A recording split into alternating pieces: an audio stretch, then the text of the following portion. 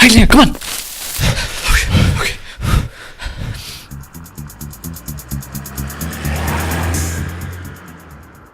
Okay. Okay, I think we lost him.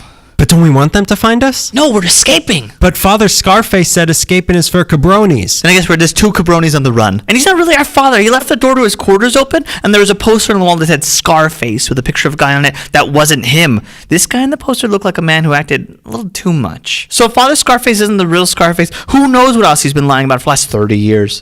Just so you know, I'm not 30. And I'm starting to think say hello to my little friend isn't a common greeting. Well, if Father Scarface was a liar, then how come there's parentless kids running around the streets holding sacks of God knows what, dressed as demons and devils, just like he prophesied?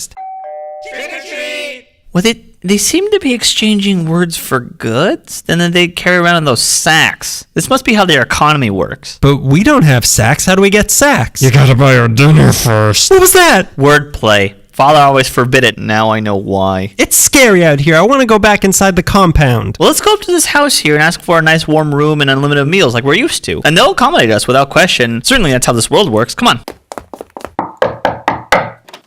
Miss, please, we just escaped from the colony and now we're on the run from Father Scarface and we need a place to hide for the next 60 years? Yeah, 60. I think I got that in me. Yeah, 60 years. That's fair. Can we come in? Oh, what nice robes you two are wearing. And you shaved your head just for Halloween? You two must be, kids who had lice at school? Here, have some candy. The hell is this? Reese's peanut butter cup. This isn't going to hold enough sacrificial wine. It seems to be some sort of treat. A treat-based food. I think we're supposed to... What's it like? Yummy, yummy, yummy. The answer was delicious. So delicious that they started a cult around it. A candy cult. And a brutal cult it was. Hey, what did you expect? It's all they knew. When you're raised in a cult, that's the only lifestyle that makes sense to you. Is it nature? Is it nurture? No, it's nougat. 1 year to the day, they had enough followers to perform the ancient ceremony that they had just made up to summon an interdimensional candy god to be performed only on All Hallows Eve, when our realm was closest to the candy realm, separated only by a thin layer of cookie crunch. Okay, we have now sacrificed our 100th virgin dentist, which were surprisingly easy to find. Now lead them in the final incantation to summon our new chocolate-covered lord into our earthly plane. All you who truly believe, give me a break. Break me off a piece of that Candy God.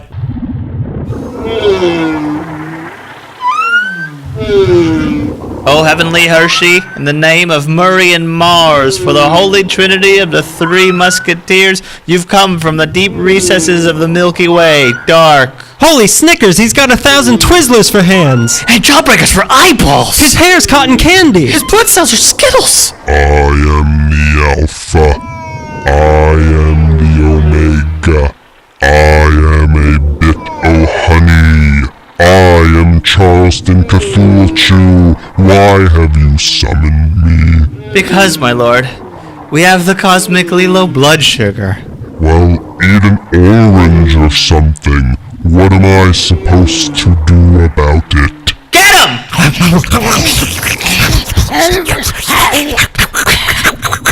I'm still hungry. Well, don't look now, but he left the portal to his realm open, and he did come from a dimension of candy. Well, then what are we still doing in this savory dimension? Tread lightly. It might be a nightmarish pit of despair, absent of light, where our senses only capture pain and misery with no scope of time. But they have taffy. All right, let's go. Sunshine, lollipops, and rainbows, everything that's... Is that an interdimensional rift from our world to the world of flesh and bones? Yeah, obviously. Well, what's that coming in? They've got hands for Twizzlers. They have eyeballs for jawbreakers. Their cotton candy is hair. Their Skittles are blood. Well, it looks like Halloween came early. Wanna eat these delicious cabronis? Yeah, it'll give us cavities. I love living in this opposite candy universe. I love you too. That's not what I said.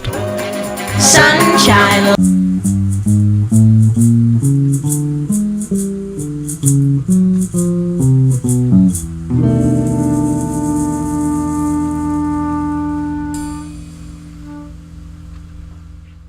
One, two, 1, 2, 3, 4. I don't remember the rest of the song. I don't even know what we're singing now. I don't know why I was going to sing that intro, Wooly Bully, and then go into Archie Bell and the Drells. Hey, this is Archie Bell and the Drells, and this is Tighten Up, and... Because all the songs back then were the same song. I don't know why you had to shout yourself into a song. Why do we have to shout ourselves into an intro? All right. Wow, that hurt everything that is inside my body. Wow. My bones hurt now. Wow, I have osteoporosis. Wow, I need to go to the doctor. Wow, I guess I should have drank more milk because you've hurt my bones. Hi, welcome to Allie Meekley episode 46. 46, the old, my almost God. Jackie Robinson. What number was Jackie Robinson? 42. 42, yeah. Yeah, well, it's more than Jackie Robinson. We're more than Jackie We're Robinson. four more than Jackie. We're the biggest thing since Jackie Robinson. I'll say it. Yeah. We broke so many barriers. So many Like barriers. the curfew laws at CSUN. Like the rule that the janitor staff has about kicking students out. We're not students. They don't know that, though. They never asked for a student ID. We're not supposed to be here in the first place. You can't kick us out. You can't kick us out if we're not here. You can't get me expelled. I don't go here. I'm having dinner with the dean tomorrow night. I own this school. I'm Magnolia Hall. Hello. Hi. We're welcome to October. Nobody woke me up when September ended. I hit the snooze and I've somehow slept through October Most as of it. well. Yeah. This is our Halloween episode, not a creepy episode. Halloween This episode. isn't going to be creepy. It's spooky, but it's not scary. Yeah. It's altogether ooky. Yeah. But it is not quite a fright fest. Sorry, there were flies. This episode, we're going to be talking about cults. Cults, and there were a lot in LA. Yeah. And we're not going to be talking about the big ones, which are, let's name. Let's name them. Yeah. Christianity.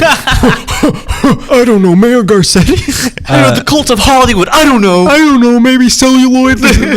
I feel like we covered the Manson family. And we can't do a better job than Karina Longworth did with I Must think we Remember can This and the because we're 12 good episodes. hosts. And we, know how to do voices. I'm Yeah. so sorry. She's going to hear this and she's not going to be my friend. Yeah, she's gonna do some sort of a Jean Harlow voice and they loot me. Shut up. That's your impersonation of William Powell. It's good, too. Shut up. Oh, Yeah, God. we're not doing the Manson family because we told that story. I feel like other than the murders, there's still a story, but There's I a think lot. we covered Yeah, we covered the juicy part, Yeah. which is murder. the sweetest juice of all, blood. But Scientology, we also skipped over. that was the other because one I was thinking of, yeah. There's so much already out there about it, and also that's almost a whole year's worth of episodes. that is going to be like a 2-part episode. yeah, that we're which gonna we're have to not going to do. Nah, we're going to read about L. I don't Ron want to Hubbard. put down a good organization. We don't want to ruin a potential sponsorship. This episode brought to you by Dianetics. Feel empty? Well, our pockets do. So Scientology. Let's talk a little bit about why there's cults in LA. East Coast is so old and so embedded in like everything that brought old religions and old ways of thinking, and California is so new. I think a lot of people came to California first of all because the weather cured a lot of people, and that has a certain I don't know if people thought that was some sort of mystical thing or not, and they just didn't think, oh, there's not, like, they don't have factories everywhere. They have this clean air and we're next We to the kind ocean. of did have factories everywhere, though. Not in 1920. Oh, that's true. Yeah. The only factory back then was printing out gilded gold. The only thing that the factories were producing was flappers. Assembly lines for the jitterbug. I don't know. And so people would come to California, and they would just. I think that the idea of things being new and sort of mystical, and the ocean and the air curing everybody, and Hollywood, and just the ever present idea of new, and there's no like established. Even though we were started off very Protestant, I think a lot of people came. For yourself. I mean, I don't know about you, but I'm very Protestant. This is a very Methodist podcast. I'm a Methodist actor, which means I don't work on the Sabbath. My idea is my idea is better. It's Same idea, but better worded. every other thing we've talked about, like, oh, we come to LA because there's no rules, or it's newer. You can start movies. You Yeah. can start googie architecture. You can Exactly. start hot dogs. You can start podcasts, You yeah. can start podcasts. You shouldn't, but you can, could, and, yeah. and now you can't stop. Going along with that, they also started cults. Yeah. You can start new religions. You can start new ways of thinking. Yeah. It was just very open and accepting. And this was a kooky town. I don't know how many more times I use the word kooky in this episode, I but feel it's altogether ooky. The flies are back. There's a long list of cults that were in LA. I picked 2, you picked 2. Okay, so before I get into this person, let's just address this isn't necessarily a cult, i.e. Jonestown or the Manson family. This is another offshoot of Christianity akin to Mormonism and the like, which many people refer to as a cult, but it's recognized and civil enough for it to exist. Well, cult isn't necessarily a bad thing. Exactly, yeah. As we've learned. There are negative connotations for sure, and my other one is a better example. The 2 you just named. Yeah, exactly. Mormon, Protestant. Protestant. Well, there's also the cult of personality. Exactly. This person I'm about to talk about is a cult figure in LA. She was quite out there and had many people devoutly following her. She's like a figurehead of an Barrymore. It's Drew Barrymore. It's the Barrymore family. The figurehead of the Barrymore Foundation. Yeah, not Lionel. Not whatever her mom's name was. It's true. It's little Gertie. Little Gertie and her friend, Et.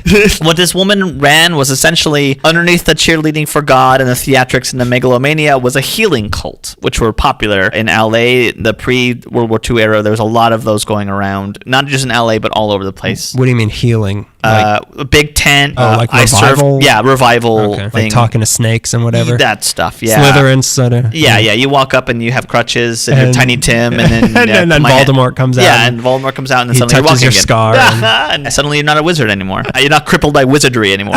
You're cleansed from that sinful life. This person is Sister Aimee Semple McPherson, or as I've been calling her for the last couple weeks, Simple Aimee. Aimee McSimple. Old McSimple. She had a cult. Yeah, God. So a bulk of my research, I just want to say up front. ode.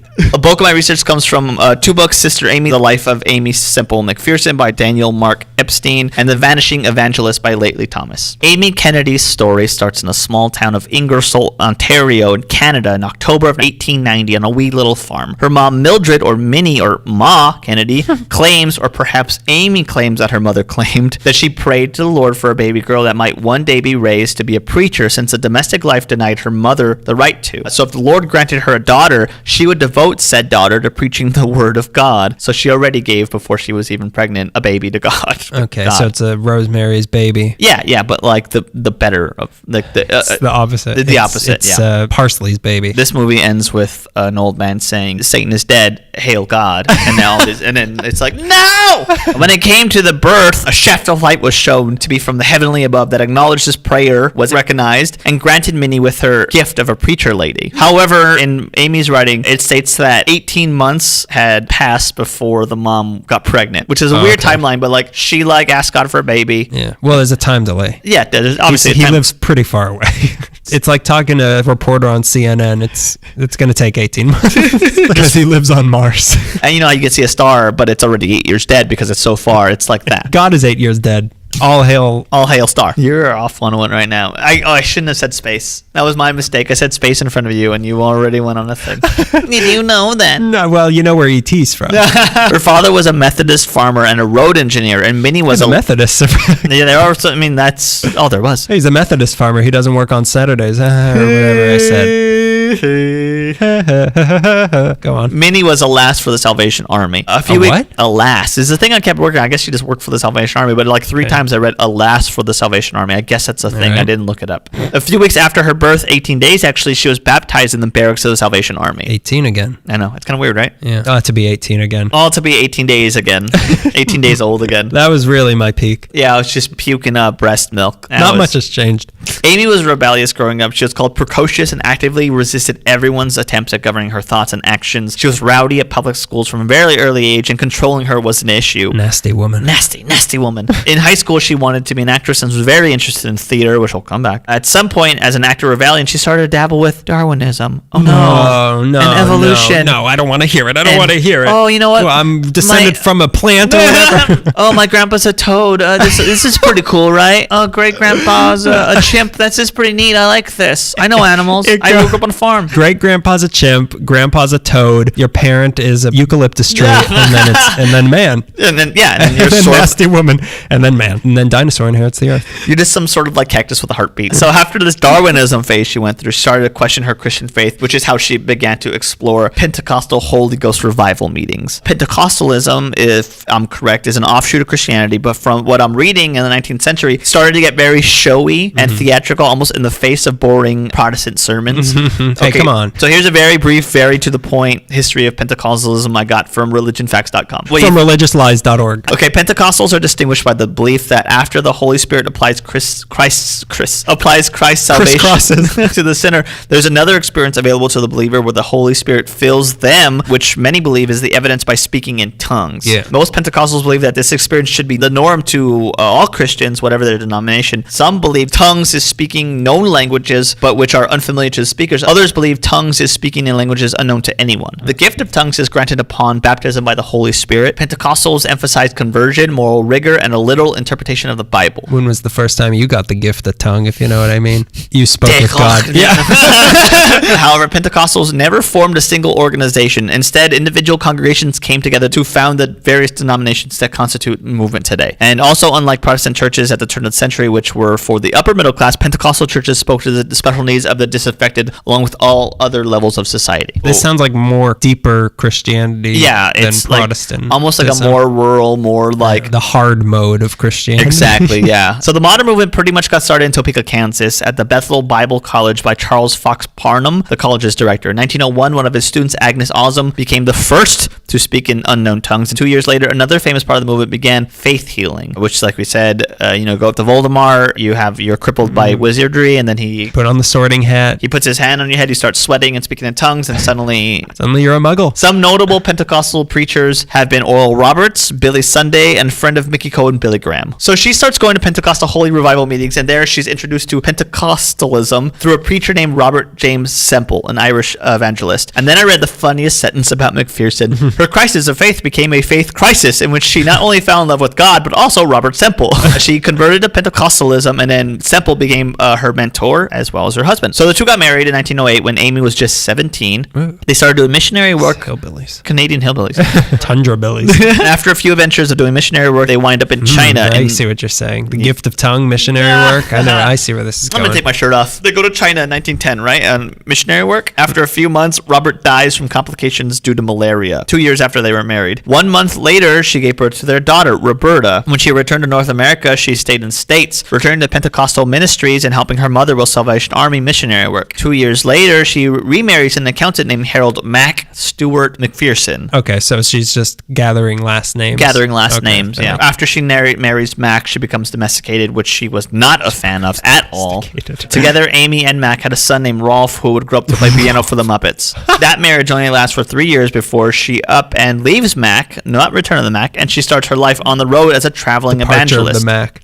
So they split up. She decides that she wants to be a traveling evangelist because she goes to enough of these revival things where she thinks she could do it too. So she puts together what she calls the gospel car, 7-seater. With one side it says, Jesus is coming, get ready, and the other side says, where will you spend eternity? It's one of those cars that you see around Hollywood. A 7-seat car? Yeah. Where does the seats go? Two, and then one big back seat. It's a long car. Keep in mind, this was 15, 16? It sounds like she's driving a Tetris piece. Yeah, she's that long piece that you don't know what to do with, and then it just, and then you lose. And the engine sounded like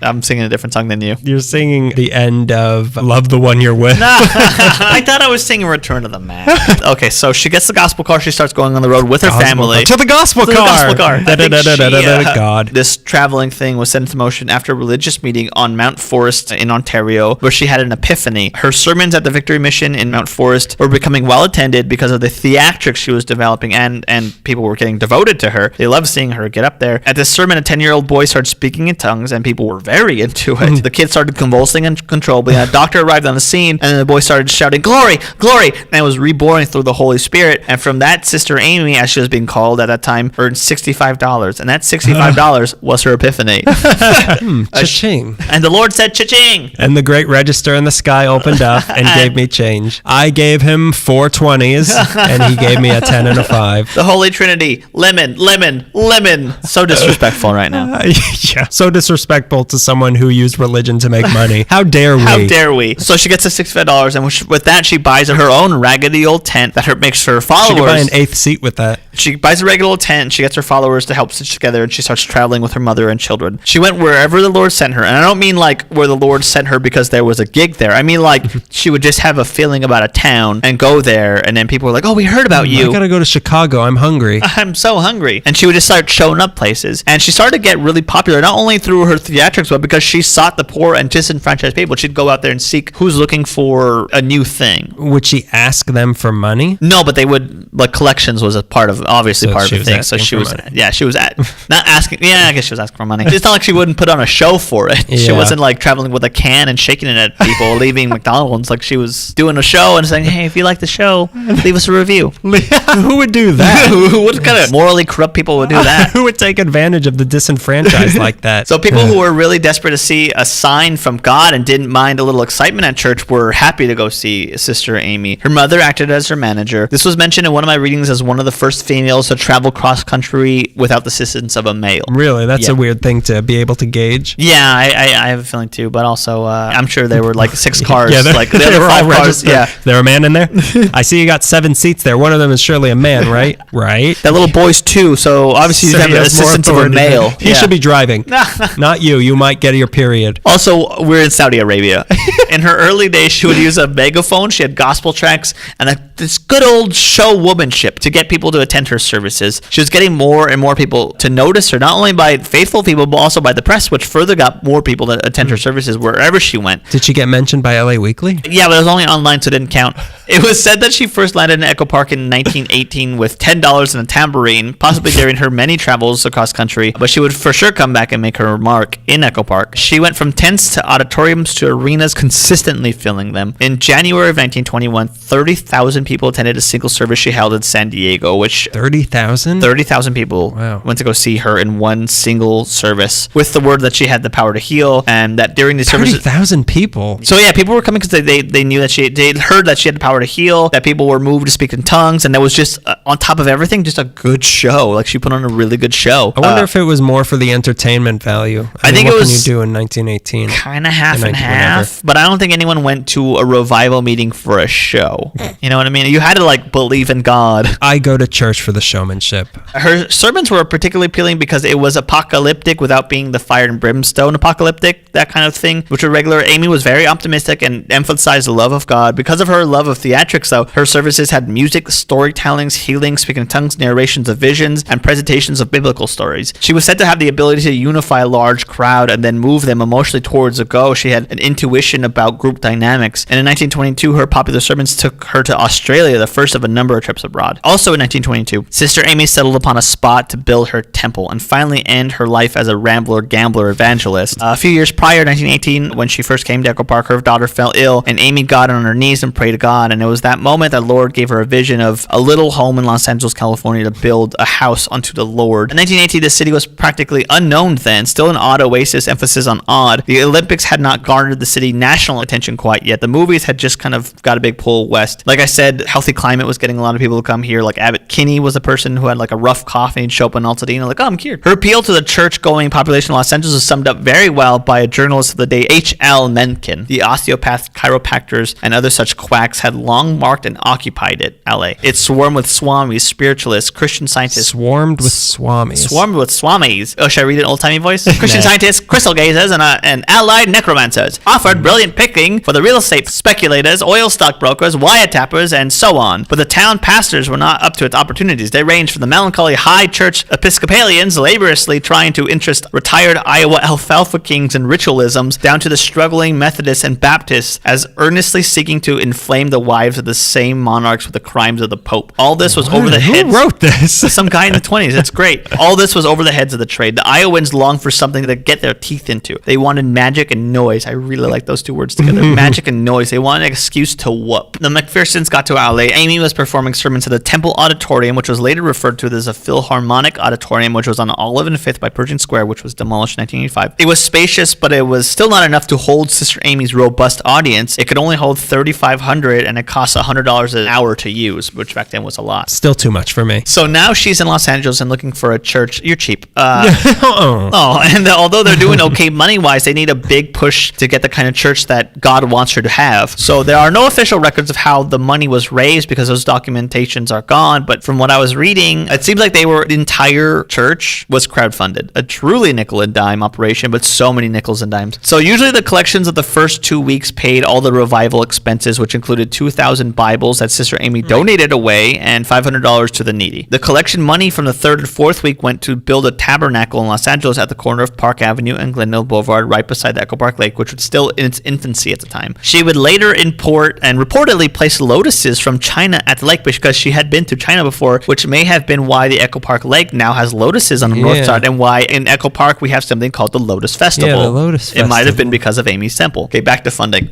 Okay. April 1922. Did she have a Patreon? Yeah, she had a Patreon, and The Patreon saint? who's going to be our Patreon saint? Yeah, that could be our thing. Be a Patreon saint for LA Meekly. Okay, so it's April 1922. Sister Aimee said that the average donation at a meeting was 2 cents. Let me give you my 2 cents. Here's one, here's the other. A bunch of people going to church and donating 2 cents each person does not fund the church. However, there were a lot of people coming to see her. The temple, they ended up getting what cost $1.5 million. But Aimee also had so many followers and is such a good showwoman for getting money. Her gimmicks included selling little bags of cement, $5 a piece. I don't know why. Who's buying cement? Okay, these two examples are symbols of what they're buying with their money. Oh, like you're buying this. A piece of this land. A piece of this. Yeah, here's a little bag of cement. Here's all the termites that we dug up when we tilled the land. Here's a bag of nails. It's symbolic. Here's a bag of cement and a spatula. Get to work. You paid for this, you built it. She also sold miniature doll chairs made of redwood, which represented, you're going to love this, shares in the building cost, working on the pun, shareholder. If it was Uncle Ford, it would have been scareholder. But she was not Uncle Scare Ford. boulder. I love over-punning words.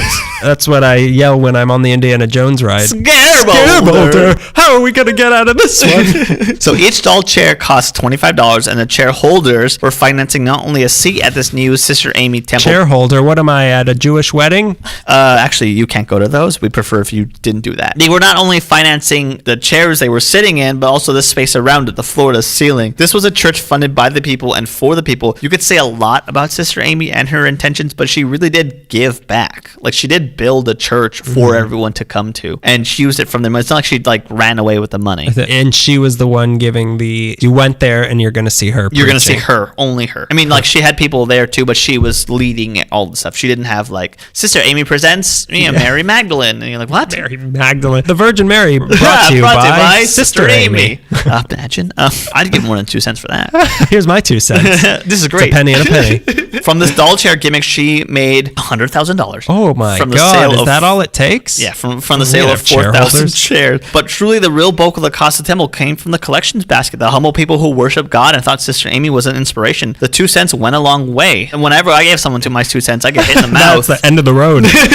For you, buddy. Here's my 2 cents. Oh no. Oh, please, God, no. In Denver, she raised $70,000 and was also kidnapped by the KKK, who wanted her to preach at a secret meeting. Wait a minute. She was kidnapped by the KKK. The KKK took my baby away. The KKK forced me to pray. The KKK took my prayer away. So did she do it or? Yeah. So I mean, collaborator. They, as I will mention later, were big fans of her. I mean, she wore the same costume they did, except for the hood. She healed the wife of the mayor of Denver, and he decreed 5 minutes of prayer at noon for the entire city, and later instituted a 24-hour fast period. I would have hated being in Denver on that day. Of like, Sister Aimee's here. You can't eat for like till tomorrow. Oh, come on. But marijuana's legal here. Oh, they got all these. What are they called? Not Boulder meatballs. What are they called? Oh Denver Nuggets. What are God, they? I don't know. They're bull testicles. What are they called? And what, you smoke them? No, you don't smoke them. Whenever you want to try to smoke everything. Not Denver Nuggets. What are they called? They're bull testicles that you eat, and they're called Rocky Mountain oysters. That's what they are.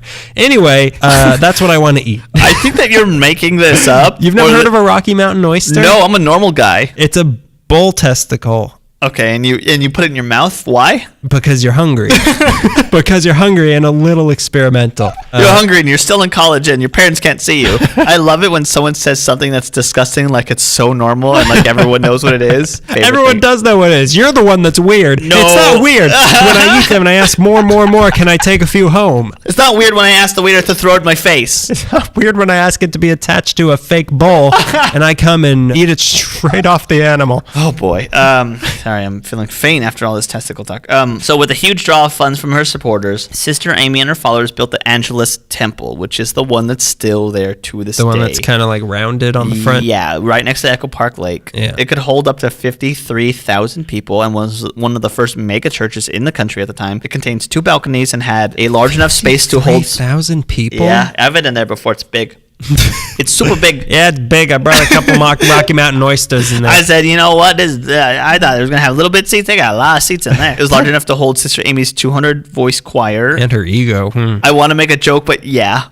This church was as big as she thought she was. I may start speaking in tongues because that burn was so accurate. On top of the building, there was a dome with a rotating lighted cross that was visible from up to 50 miles. Oh, my, 50 miles. That's what, several papers said 50 miles. You could see this. They don't light it up anymore, I don't think. There was a cradle roll chapel for babies and a miracle room where the newly healed could cast away their crutches and braces. Opening day was on January 1st, 1950. For their teeth? Yeah, this is I'm orthodontist. Healed. Yeah, doubles as an orthodontist. So opening day was on January 1st, 1923, and saw a massive crowd on its very first day. It saw 5,000 people, which couldn't even fill it up, but still a lot of people. That's like 2% capacity. I got still some seats over here, guys. Can't we spread out? No. So the church was officially called the Church of the Foursquare Gospel, which was what she was pretty much leading, was this idea of Foursquare Gospel. That's how nerdy she was, just Foursquare. It was named Foursquare in response to the divine inspiration in which McPherson claimed to have been given the interpretation of the vision recorded in Ezekiel 1:10, which describes 4 living creatures with 4 faces, John, Paul, Ringo, George,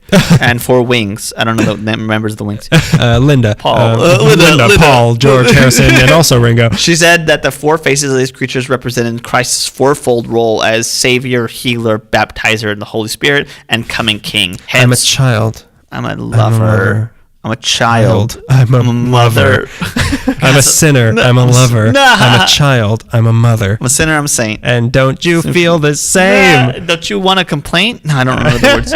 Hence, Foursquare Church. So throughout her career, she was said to have performed 21 sermons a week, ministering to the homeless and the hungry, as well as the homed and the well-fed. 21 shows a week. How is she doing this? I think she just hates being home, honestly. I think she was just bored. Yeah, I think she just like... She didn't have cable. And because she was such a good showwoman, her stunt-steering sermons are reportedly wacky taffy, crazy banana pants, or banana crazy pants. She once rode down the aisles of the Angelus Church on a motorcycle dressed as a traffic cop to tell people at the church that they might be speeding towards hell. Another time she came in football gear. Pull over. Let me see your license to move into the next world. That is heaven, or it might be hell. I don't know. I have to check your license. Your license, if you're going to hell, is that accurate? It says here on your license that your eyes are brown, but I'm looking at you and I just see the devil. So another time she came in football gear, and because sports fever had contaminated the population in Los Angeles, there was once a scoreboard installed on the stage of the temple to keep churchgoers up to date on the score between good and evil. She had all types of admirers: Charlie Chaplin, old horse parts himself, Milton Berle, who she reportedly had an affair with. Oh no! According to bad Hollywood gossip. God, he's got more than 2 cents for you. I want to say he's got $2. He's got a silver nickel. She was loved by gypsies and the alley members of the KKK, as well as politicians who were probably also in the KKK. Looking at you, John Porter, mayor. Who else can unify such Charlie Chaplin, Milton Berle, and the KKK? Speakeasy operators and attorneys and hobos and regular folk. That was her fans. At the end of the December 1923, she started her own radio station that she broadcast from the church that used 2 tall radio towers on the top of the building. The first broadcast took place in February of 1924, and the station was called KSFF, which stood for Call with a K, Foursquare Gospel. It was the third station The S. Square. The S is for silent, and it's also silent. It's the Call for Silent Gospel. And don't talk. It was the third. The S is for shut up. The G was for get it. Should have said get out. Get out. Laugh again like I did normally. I can't believe you. KSFG was apparently heard as far as South America and Hawaii. She preached over the radio station from the Angelus Temple and into homes, but also into tents which had been set up in 8 cities surrounding, where Bible college students were holding revival meetings heard through loudspeakers. I believe her church at one time had 400 branches. KSFG also had another first for Los Angeles in 1924 when, over the telephone through the radio broadcast, she baptized people from Angelus Temple to a church in Long Beach. First members received into a church via the radio. Does that count? No. I don't think it does. I think you need to wet your head and stuff. But I think she like oversaw it and they were wedding. You're like, what do we do now? Over. Do you accept Jesus into your life? Stop. Over and amen. Over and out. Breaker, breaker. This is Big God Hog. There was no commercials on KFSG because it was sponsored solely by its listeners. She also had a telephone counseling ministry initiated around-the-clock vigil, founded a Bible college called Lighthouse for the International Foursquare Evangelism, LIFE Life. When a special guest named M. Bill Gray from the Republic of Panama came to the Angelus Temple, he brought with him a concoction called the Hallelujah Cocktail, dedicated to Aimee, Semple, McPherson, which I want to make. I'm going to read what I read. Holy water. Snake venom. Eve's apple. Babylonian grape brandy. Ice from the crest of Mount Sinai. Lemon from the desert of Sin. Gomorrah and Sodom vermouth. Rum aged in Noah's Ark. add cane syrup from the Garden of Eden, and then you give the Hebrew shake and say hallelujah after drinking. Praise the Lord. For goodness sake. There's only ingredients enough in the world to make one of these. Yeah, I think we still have rum aged in Noah's Ark. That was real, right, Noah? Yeah, he was a rum runner. 2 of every barrel. 2 of every wine, red and white. So these are the salad days, and they'll never end, right? Then we get to May 18th, 1926. This is the other thing that Aimee is known for. For years now, she's been hitting Is it a happy ending? Yeah, everyone turns out well. For years now, she's been hitting the gospel world with everything she's got and making waves. So her and her pal and member of the church, Emma Schaefer, decide to go to the Ocean Park and enjoy a day at the beach while they prepare for that night's sermon. They arrive at the Ocean View Hotel at Oceanfront and Rose Avenue in Venice, where she had a room reserved, room 202. That was where every time she went to the beach, she would change into her bathing suit in this room. And this was arranged by the hotel manager, Frank Langdon. Weird fact, this hotel is still operating and offers the Sister Aimee Suite, room 202, to stay for $300 a night. I believe it's now Here's called my 2 cents. No. Here's my 2 cents. Is that enough? Is that a deposit? Can I have free lotion? It's noon, and I thought you were about to check your watch, and I was about to scream at you. So it's noon, and Okay.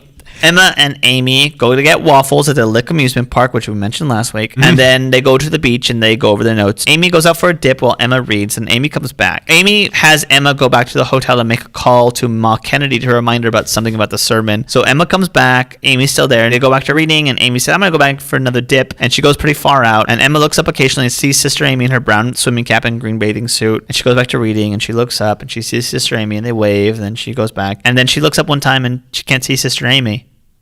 And at first she isn't alarmed. She begins looking around the pier, around the shoreline, at the hotel, and after about an hour it becomes full-blown panic as Sister Aimee is now nowhere to be found. She was trying to remain calm, but so she went back to the hotel like a second time to talk to Frank Langdon to see if he had seen her, and he immediately called Ma Kennedy, explained that Aimee went into the ocean and was now missing. And reportedly, Ma Kennedy immediately assumed that she drowned, which let your detective brain take note of that. So by 6 p.m. that night, there were 200 members of the church out there looking for Aimee, dead or alive, any trace of her. They had police on boats, they had lifesavers jumping out there, planes flying overhead. Once they thought the worst, Ma Kennedy had planes started throwing rose petals on the ocean. That evening, they had a report over KFSG that Aimee is believed to be dead, and people were apparently wailing in the streets, like sobbing. 4 days. Collection money 4 went. days. Yeah, for many days they were sobbing. And you better believe that collection money went through the roof. The search for her didn't end that night. This went on 4 weeks. Apparently, I read that her followers... 4 weeks? Several weeks! Apparently, during the search, I read somewhere that people kept diving into the ocean where she had believed to be submerged. One person drowned doing this. Oh, God. Another person died of exposure, and apparently another girl... Exposure. What does exposure mean again? I think just being out in the wilderness too long, probably just being in the ocean for so long and coming back and you're just not like alive anymore. There's no way you can be He alive. lived himself to death. Went out in the wilderness of Venice, California.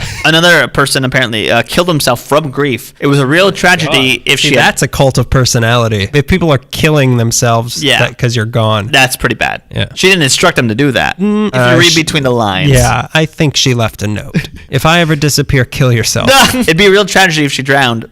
But she had not drowned. Right away, people had a lot of questions. Sister Aimee swam regularly and was actively swimming that day. How did she just drown? Where's her body? Frank Langdon called Minnie Kennedy and said your daughter was at the beach and now she's missing. And immediately she had declared that she had drowned with no further information. She also, for weeks after this, several weeks, anytime someone had questions about it, she'd be like, well, she's dead now. She's drowned. Let's not talk about it anymore. Also, according to some sources, she seemed more worried about where the car was that the 2 girls had taken to the beach and asked for it to be brought back to Echo Park as soon as possible. Then people claimed to have seen Aimee riding passenger in a car around Culver City, not in her famous white robes, but in a bathing suit. And by the way, Trump tactic, anytime any fishy business is brought up, like I said, my daughter has drowned, how dare you, this is a conspiracy of lies. Why had Sister Aimee, days before she disappeared, ask her followers that if anything should happen to her, to continue coming to Foursquare Church and keep praying and donating? They did, because she drowned, right? But she hadn't drowned. Almost 1 month later, 5 weeks to be exact, after everyone coughed up that sweet grieving money, her memorial service 2 days before she reemerged raked in $40,000. Oh my God. And once the dust had settled, Sister Aimee had reappeared in a small town in Mexico called Agua Prieta, neighboring Douglas, Arizona, claiming to have been kidnapped by 3 people in Ocean Park. 2 men came up to her and asked if she could please heal their child who was ill in a vehicle in the street. Aimee rushed over to the car only to be met with a chloroform rag, which was not a old ragtime song or a dance. Suffocate. And she would awaken infrequently until she was was... Your baby looks like a cloth. Kiss it. Oh, okay. She was conscious in a shack somewhere. She was kept there for ransom money. Ma Kennedy received no phone calls of this, by the way. But after some 26 days, Sister Aimee managed to escape, learning the three captors' routine and slipping out of the two-story cabin where they were keeping her. She had walked some 17 hours through the boiling hot desert under the summer sun before she reached a road and found a slaughterhouse in Agua Prieta, and someone from the village came to her aid. And of course, it was a summertime miracle. It was such a sensational story, which of course she went on a small tour to tell. Bedridden, of course, but still went on to tell her story of being kidnapped. Okay, so of course her followers do not question this at all, but almost everyone else knows something is up, including all the other churches in town that tolerated her, but they still thought of her as religious vaudeville. The main person to be not convinced is District Attorney Asa Keys, who's pretty famous. I feel like we have talked about him before. I believe in the episode about prohibition. He moves forward with charges of obstruction of justice and subordination of perjury. On his side of the argument were the people who knew the area where she claimed to be housed during her kidnapping, sheriffs of Douglas, Arizona, who knew that stretch of land that she claimed to be kidnapped from, and they knew that there was no two-story cabin in that region. There's nothing like that. People of Agua Prieta also spotted a brown-haired woman and a man for days before she arrived in distress. And also, when she supposedly wandered into the desert before being kidnapped, she was not thirsty. She was not hungry. There were no blisters on her bare feet. She was not sunburned. She was not malnourished. Not a ding on her. Also, she's a miracle. She's a miracle. I mean, she's a miracle woman. The movie about her with Barbara Stanwyck is called The Miracle Woman. It's made in 1930. Also, an odd coincidence was that around the time that she went missing, her former radio operator, Kenneth G. Almaston, a married man, had also slipped out of the public eye for some 5 weeks. He also drowned. Isn't that weird? The two had been suspected of having an affair, but no one could confirm it. Some people claim that they were spotted in Beechwood Canyon in the Hollywood Hills. Others spotted them in Carmel, California, where they apparently had a love cottage, I read. They found Love cottage. It's not as fun as the regular song. When he brought these charges against her, Keys, she claimed that she was indeed kidnapped, and all of this was, again, a conspiracy to discredit her and the temple. So she was taken to court, but days before she was to be judged, we imagine found guilty, the DA dropped the charges. Keep in mind that this was Los Angeles in the 20s, and the DA was Asia Keys, who would be later found guilty of accepting bribes, and Aimee McPherson was a very wealthy woman, so we can kind of piece together what happened there. And although she was not found guilty in a court of law, she was found guilty in the public opinion. Whether she had faked it or not didn't really matter. The story was so sensational, so juicy, she couldn't live it down, and her followers were too entrenched in their hypnotic mysticism to even question it. So it just kind of kept going. Like, her followers still followed her, but everyone else knew that there's something phony about this lady. Cult of personality. After this, her remaining years of her personal life are kind of chipped away. Her mother and her Ma Kennedy battle it out publicly over the direction of the church and the management, and they go their separate ways. Her daughter Roberta and her basically do the same thing, never reconciling. Her son Rolf steps in, punches Fozzie Bear right in the face. He steps in as an example, just to scare everybody. Take out the funny one. He steps in and becomes the heir to the Angelus Temple and the Foursquare Gospel, and by all accounts remains cool and calm and keeps the ship sailing. Aimee, over the years, developed a terrible mood disorder. In 1930, suffered a nervous breakdown, same year that her movie was made. She began taking sleeping pills along with some other medications, and in 1944, she found the right prescription if the desired effect was to meet your maker. She overdosed on sleeping pills in Oakland, California, where she was preaching on tour. If you're wondering what happened to the Foursquare Gospel, let me tell you that they are doing fine. They eventually evolved into an independent Pentecostal Dominocalists? They eventually evolved. I'm speaking tongue. Speaking tums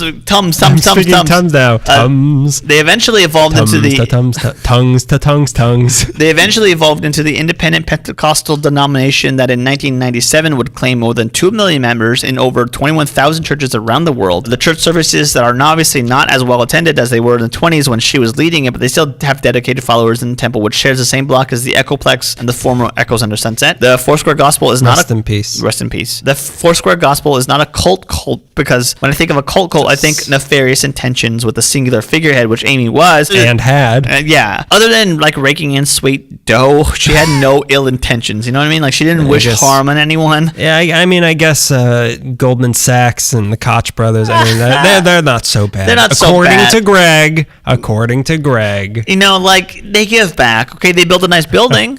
You can look at the building. That's your building to look at. You got to look at the skyscraper. You paid for that. You've earned it. You're going to see my limo drive by. She had no ill intentions. I don't think that she was faking her faith. She was maybe monetizing it, but she wasn't faking it. And in the end, she was dedicated and a jubilant showwoman who hated responsibility, and after years on the road, probably saw herself more as free-willing than anyone could really understand. Like, I see her, and when I'm reading more about her, I kind of think about like Neil Cassidy and Don Draper, where they want to live freely and off the cuff, but they also want to settle down and own things. Dick Whitley? Whitman, you're spoiling it for everybody. They're not supposed to know that he's really Dick Whitley. Aimee Semple McPherson, with all her ballyhooey charm and shadowy plays, is a perfect Los Angeles character to me. She's that kind of high and low person that like movie stars are, where like you see them on the big screen and they're fantastic, and then you find out that they're like doing all the drugs in a little hotel room in like Watts or something like that. A rascally rascal, a shadowy rascally rascal. They are not only the fireworks, they're also the creepy ashes that come to Earth that have no lights and they hit the ground. You're like, oh God, what happened? That's most of Aimee Semple that I wanted to talk about. And I like to thank Lord Martin Knowledge with the Glendale Public Library Special Collections, Laura Martin Knowledge. I thought you said Lord Martin Knowledge. Yeah, Lord Martin Knowledge. That's where I get all of my information, Lord Knowledge. I think that qualifies as cult, although I guess technically it's more of a sect than a cult. It's more of a sect, but I think because she was so famous. Would you consider someone like Joel Osteen cultish? Cultish, but I wouldn't call them a cult. Yeah, the cult of Osteen. The cult of Osteen, yeah. I think like if you're a figurehead and you have a lot of followers, that there's cult qualities. Like like all those meekheads out there. Our Patreon saints, the meeklings. The Patreon saints. Defenders of the meek. I think that what makes up a lot of cults when we talk about cults is nefarious intentions. And like, if anything bad happens, everyone's got to blow something up. Like, that's a cult to me. Well, that's what, with my two, it sort of starts out with good intentions, and then something's like, well, it's us against them. Yeah, that's at a certain point. But I don't know. I mean, was the Manson family ever good? Like, did they ever start with good intentions other than being in the Monkees or whatever? I mean, the Monkees, Jesus Christ. It was the Beach Boys. Didn't he try out for the Monkees or something? I think they recorded a song with Mike Nesmith. Yeah, one of those guys. No, not Nesmith, the other one. No, I would keep wanting to say Peter Tosh. Yeah, Reggae Man Peter Tosh. Reggae Man. Yeah, Reggae Man Peter Tosh. Yeah, the Manson family was about free love and living your inner truth or something. Acid and being homeless messed with them after a long time. Yeah. But they kind of wanted to just live free as a family. I went through that phase. I was a garbage person, Greg's views. He loves Goldman Sachs. He thinks people that live on the street are garbage people. He calls them Oscar. Okay, they ate garbage and they collected garbage. They're garbage people. These are the Manson specifically the Manson family. And also like emotionally, psychologically, if you're making Squeaky have sex with Mr. Spawn so you can stay there, you're garbage. See, that's what I mean. Like, they never had an innocence about them. No, they never had. I mean, like, so Charles Manson has spent like 70% of his life in jail up to that point. Up to the point where he's like, I'm going to drive around in a van with blacked out windows and pick up girls. He's just bumping up his average now. I'm glad we're still talking about the Mansons after at the beginning saying we're not going to talk about the Mansons. I don't know enough. Neither do I. I mean, I heard they were pretty good guys. Yeah, that album in the 90s was really good. That first one, but he kind of went off the rails. We talking about, the different Manson. Oh, yeah. I like that he took his ribs out so he could eat Denver testicles or whatever. Denver testicles. So my first one, this one is a cult. But again, this isn't a nefarious cult. Yeah. I think we're kind of saving our nefarious ones for last. But this one is, again, it sort of starts out, cults just sort of gradually happen. Like, I can kind of see now getting involved with a cult because sometimes it's like, I'm just hanging out with these friends, and all of a sudden, why is my head shaved? All of a sudden, why are they making me move to the top of a volcano? They're making me read this book. We all want to just fit in high school, and then we're on the top of Mount Krakatoa. And suddenly we're Krishnas. Suddenly I've killed so many government officials that I don't even know where I am. I'm going to be talking about Father Yod and the Source family. You have been so excited to tell me Do you know much about Father Yod? Not a thing. I have never even heard of that name before. Spell it for me. Y-O-D. Yoda. Yoda. Yeah. Hey, I wonder if that's where it came from, actually. This was before Star Wars. Read it, we'll find out. Well, it all started on Dagobah. And he says everything. All sentences are kind of mishmash and out of place. There were these kind of like a mouth dyslexia. He tried to eat this robot's breadstick, but why does the robot want a breadstick? I think he just wants to have it as a souvenir. Like, man, like he's like Wally. He just collects trash. R2. That way, R2, kill him. I don't like him. He smells bad. He's talking to me, Luke Skywalker, Prince of the Galaxy. Let's get into it. Table for one, please. Could I order a plate of divine enlightenment with a side of communal free love? No police scrutiny, please. I'm allergic to society's norms. You wrote that. Check, please. I'm sorry, your card's been declined. You're going to have to work at this restaurant. This isn't a restaurant This anymore. is how you get in cults. I write one bounce check. Suddenly the place closes down. I'm going to be talking about LA's very first restaurant turned cult turned podcast topic, the Source family. It all started, as many cults do, with a man. This time, the man's name was James E. Baker, born All-American on the All-American Day of July 4th, 1922 in Cincinnati, Ohio. He was born the great-grandson of the Mountain Man, who had 3 wives and 14 kids. And keep that in mind when you consider, is this nature, nurture, nougat sort of thing. Yeah. Jim Baker's dad was also named Jim Baker, and little Jim was 6 months old when his dad left. That should be Never known. got to know his dad. And I think you learn everything within 6 months of meeting somebody. This sent him on a lifelong quest to find and then become a father to whoever would have him as their father. What a weird goal. Who's your daddy? Me. After quitting high school, Jim joined the Civilian Conservation Corps before then going back to high school to become a swimming and state archery champion before then joining up to fight in World War II, where he was a Marine Raider in the South Pacific and was awarded the Silver Star Medal, which is the 3rd highest medal that you can receive. Behind the Medal of Honor, Modern Warfare, Call of Duty. Hardest level. No cheat codes. He went through World War II without using a single revive. According to him, during the war, he had shot down an entire fleet of attacking Japanese planes from the deck of a sinking Navy ship. That sounds like something that someone would say without there being any proof of it. I don't know. I mean, were you there? But also, there were sharks in the water. There were sharks. I punched them all in the nose, and they ran away. And they swam away. And also an alien. After the war, the 6'4" war hero that he was, he did the only thing he knew how to do, show off his masculinity by opening up Baker's Gym as a mecca for bodybuilding, martial arts, archery, and swimming. In 1949, he beat the world heavyweight judo champ in 17 seconds, and in 1950, he produced the Mr. America contest. Wow. I don't know why you're not impressed by this. I'm impressed. I was about to start doing, can I do something while you read this? Dun, dun, dun. This sounds also 70s, and it's like, what, 1950? In 1949. He was a strong man. He's great. That's what he was. But as the world found less and less use for strong men, he decided to try the one career that a guy with his talents was still useful for, Hollywood stuntman. So in 1951, he moved to Los Angeles to give it a try, and he auditioned to play Tarzan in the upcoming Tarzan movie, but he didn't get called back, so he decided to shave his head. And then they called him and told him he got the part, but now he didn't look like Tarzan. Oh my God. So he lost the part again. They didn't have wigs back then? No. So now he was just another nobody who came to LA to work in movies, only to find he didn't look like Tarzan, just like all the rest of us. Now he had no hair, and he was getting sunburned. And good luck making friends in Los Angeles without hair. Yeah, well, you mean, all the Peter Lorre roles. To try to find himself in 1951, he joined the Hindu Vedanta monks for 6 months. Did he do that only because his head was shaved? Yeah, he was halfway there. He went to the unemployment office. I've got a shaved head and a high school diploma. What can I do? Get to the Hindu temple, my boy. He also dabbled with the Nature Boys, who were some sort of ancestor to the LA hippie scene. Okay. And with them, he was influenced by the mystic Manly P. Hall. Everything he does is manly. Manly, yeah. And he started down the path of the spiritual, health food, all natural way of life with these Nature Boys. So that's kind of how they get you to start a cult. Those Nature Boys are at it again. Those nature rascals. Nature House! While on this path, he opened up a sandal shop in Topanga Canyon and was twice accused and acquitted of murder for killing people by judo chopping them. That's real. Yeah. Wow. Okay. Yeah. Maybe he was Tarzan. Me, Jane. Me, pain. Me in pain. Me, Tarzan. You in pain.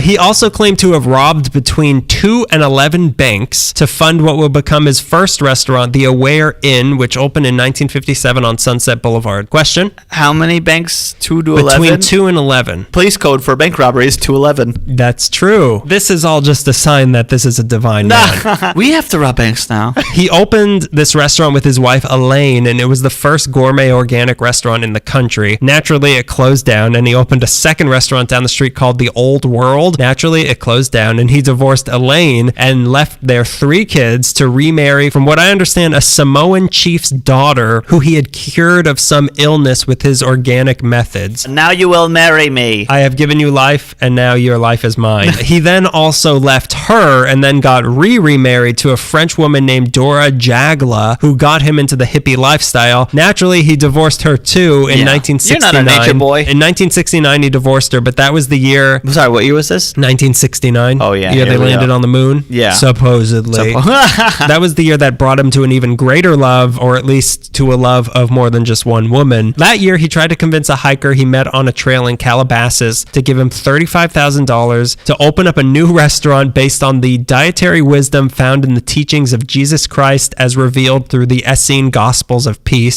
Say no more. You had me at dietary wisdom. Luckily, I brought my emergency hiking $35,000 bill. So he got the money, and on April 1st, 1969, he opened up The Source. It was a restaurant on Sunset and Sweetser at 8301 Sunset, where Cabo Cantina now is. A cult of its own. Those margaritas are a cult. Hi, caramba. This episode brought to you by Cabo Cantina. If you go on a particular night of the week, we will be working there. Give yourself up to the salsa. This was one of the first of many to come restaurants in LA to market raw, organic, vegetarian food as being something that will benefit you spiritually, not just health, but spiritual. Here's a head of lettuce is $15. God will love you if you eat it. That's what I imagine that's like. No, it was cabbage. Here's some Brussels sprouts at $30. Brussels sprouts. Have you even seen the light? I mean... Dude, have you even eaten the earth before? Have you taken a knife and fork and gone to town on Mother Nature? I mean, who are you? At first, they served only uncooked food, but eventually their menu morphed into things like the Aware salad, which was one of the most popular dishes, and soon it was hugely popular. Yeah, hugely popular. In their prime, they were taking in $300,000 a month. That's more than your church. It was a celebrity hotspot for people like John Lennon, one of the four squares. Yeah. Andy Warhol, Oscar ruiner Warren Beatty, and food enthusiast, as an understatement, Marlon Brando. Celebrities, they loved it because the staff didn't care about celebrities and most things in this mortal realm, as you'll soon find out. This was also the restaurant that Woody Allen goes to when he comes to LA in Annie Hall. Really? Yeah, when he crashes into all the cars in the parking lot. Yeah. That's the place. So things were going well for little Jim. So he decided, why not drag another woman into it? So he got married yet again to a woman named Robin, and they took a trip to Hawaii where he was introduced to the Sikh teachings of Yogi Bhajan. It's weird because my uncle had a similar trip to Hawaii when he was in around the same time. Really? And he got introduced to like Yogi Bhajan. He became Sikh, and he's still Sikh. He's also big in like the health food world, and I'm wondering if he knew Father Yod because he was like basically the same path, only without a cult. If there's only a way to ask. And no, there isn't.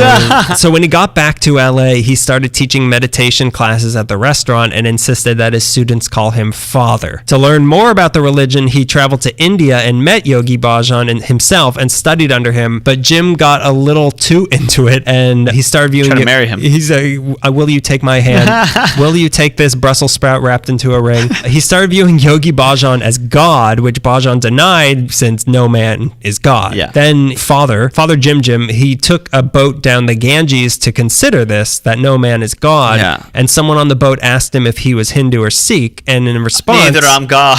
In response, he threw his turban into the river and said, neither a Hindu or Sikh will I be, for my soul is universal and free. Oh. And then, according to him, everyone on the boat fell to his feet and followed him around for the rest of his time Is that in all India. it took? Yeah, they had never heard rhymes before. Wow. That man threw a symbol of religion into a river. I love him. So now, with a new self-created religion and a massive ego boost, Father Jim Baker came back to LA. Now, instead of just meditation classes, Baker would give other sorts of classes in the parking lot of the restaurant on Sunday mornings, where he would tell people about how the world really was. His new belief system pulled from pretty much every religion there was and was always changing depending on how he was feeling. He drew from Hinduism, Sikhism, Christianity, Judaism, Kabbalah. He was obsessed with the founding fathers, so he brought Freemasonry into it. Okay. Occultism, Buddhism. He would stare at the sun, Wow, it's whatever made sense to him. It's like a buffet of just ideas. I made a quilt of religions and ideologies, and we're all going to live under it. This is my ideological quilt. He believed in the eternal now. That's what he was into. He made up his own 10 commandments, emphasizing things like loving your father and sharing. The 3 worst things he believed he could do were to wait for one who comes not, to try to please and please not, and to love one who loves not, and also to cook the asparagus. Trying to murder someone someone to death with judo is not on the list, strangely. The worst thing, if you judo chop somebody, you better be judo chopping a kill. He even wrote a book in March 1971 called Liberation that had all this in it that he sold at the restaurant for $1. And people came to the classes, people drifted in and out. The only known celebrity to get involved briefly, your old friend, Bud Cort. Bud Cort? Yeah, Harold and Maude's own Bud Cort. Brewster McCloud himself? Harold. Can I tell my Bud Cort story really quickly? Let's hear your classic Bud Cort. Cut. Why can't either of us say his name? I was at the 76 station on Hyperion by the Gelsons. I was getting gas, and Bud Cort came out of a car, and I held the door open for her, and he was like covered in paint. Didn't he think he knew you from something? Yeah, he kept thinking he knew me from somewhere, and I was pumping gas, and he was talking to me kind of about like gas prices or whatever. And then he thought he knew me, and we started talking about something, and as he walked away, I'm like, hey, just Brewster McCloud's like one of my favorite movies. And I got in my car and I drove away before he ruined it. I'm on drugs. That was another thing he said. It was that he was taking pain medication. He's like, I'm kind of wacky right now. And Maude was in the car driving. She was on a motorcycle. Attached to his car. Bud Cort wasn't technically, he just took classes there. Yeah, he does. But his original followers were his employees at the Source restaurant. And I am talking about Bud Cort. Oh, you have to follow my religion or I'll fire you. He had to kick out some of the employees that he suspected of stealing from him, but the ones that remained became known as the Brotherhood of the Source. Baker was a commanding presence, and he put on this godly voice when he was doing his sermons, and these kids who worked at his restaurant were mostly in their early 20s that were alone in LA looking for a father figure and desperate for community and meaning, and Baker stepped in promising to usher them all out of the age of Pisces and into the dawn of the age of Aquarius. This is after 69, right? So It's always after 69 if you're talking to me. Manson family has already put the bad taste in everyone's mouth of being a runaway who joins a father figure. Yeah. But people are still like, that is a good idea. That was a fluke. Nah. It was like the new age hippies, I guess. Drugs. Just drugs and and your parents not returning your phone call. Because you couldn't afford to make the phone call because you're working at a vegetarian restaurant. Yeah, he promised like the age of Aquarius, I will be your guide. If that wouldn't hook a raw bean curd eating runaway from Oklahoma, I don't know what else could. So the Source family was born from that. Anyone could join, but when you did, you had to give whatever you had over to the family to be shared by all of them, which usually wasn't much with these people. And that wasn't even a problem because the restaurant made more than enough money to support everybody. You also could not tell outsiders about the practices and rituals of the family. First rule of the Source. Fourth rule of the Source. Don't tell anyone about the Source. There is no Fight Club.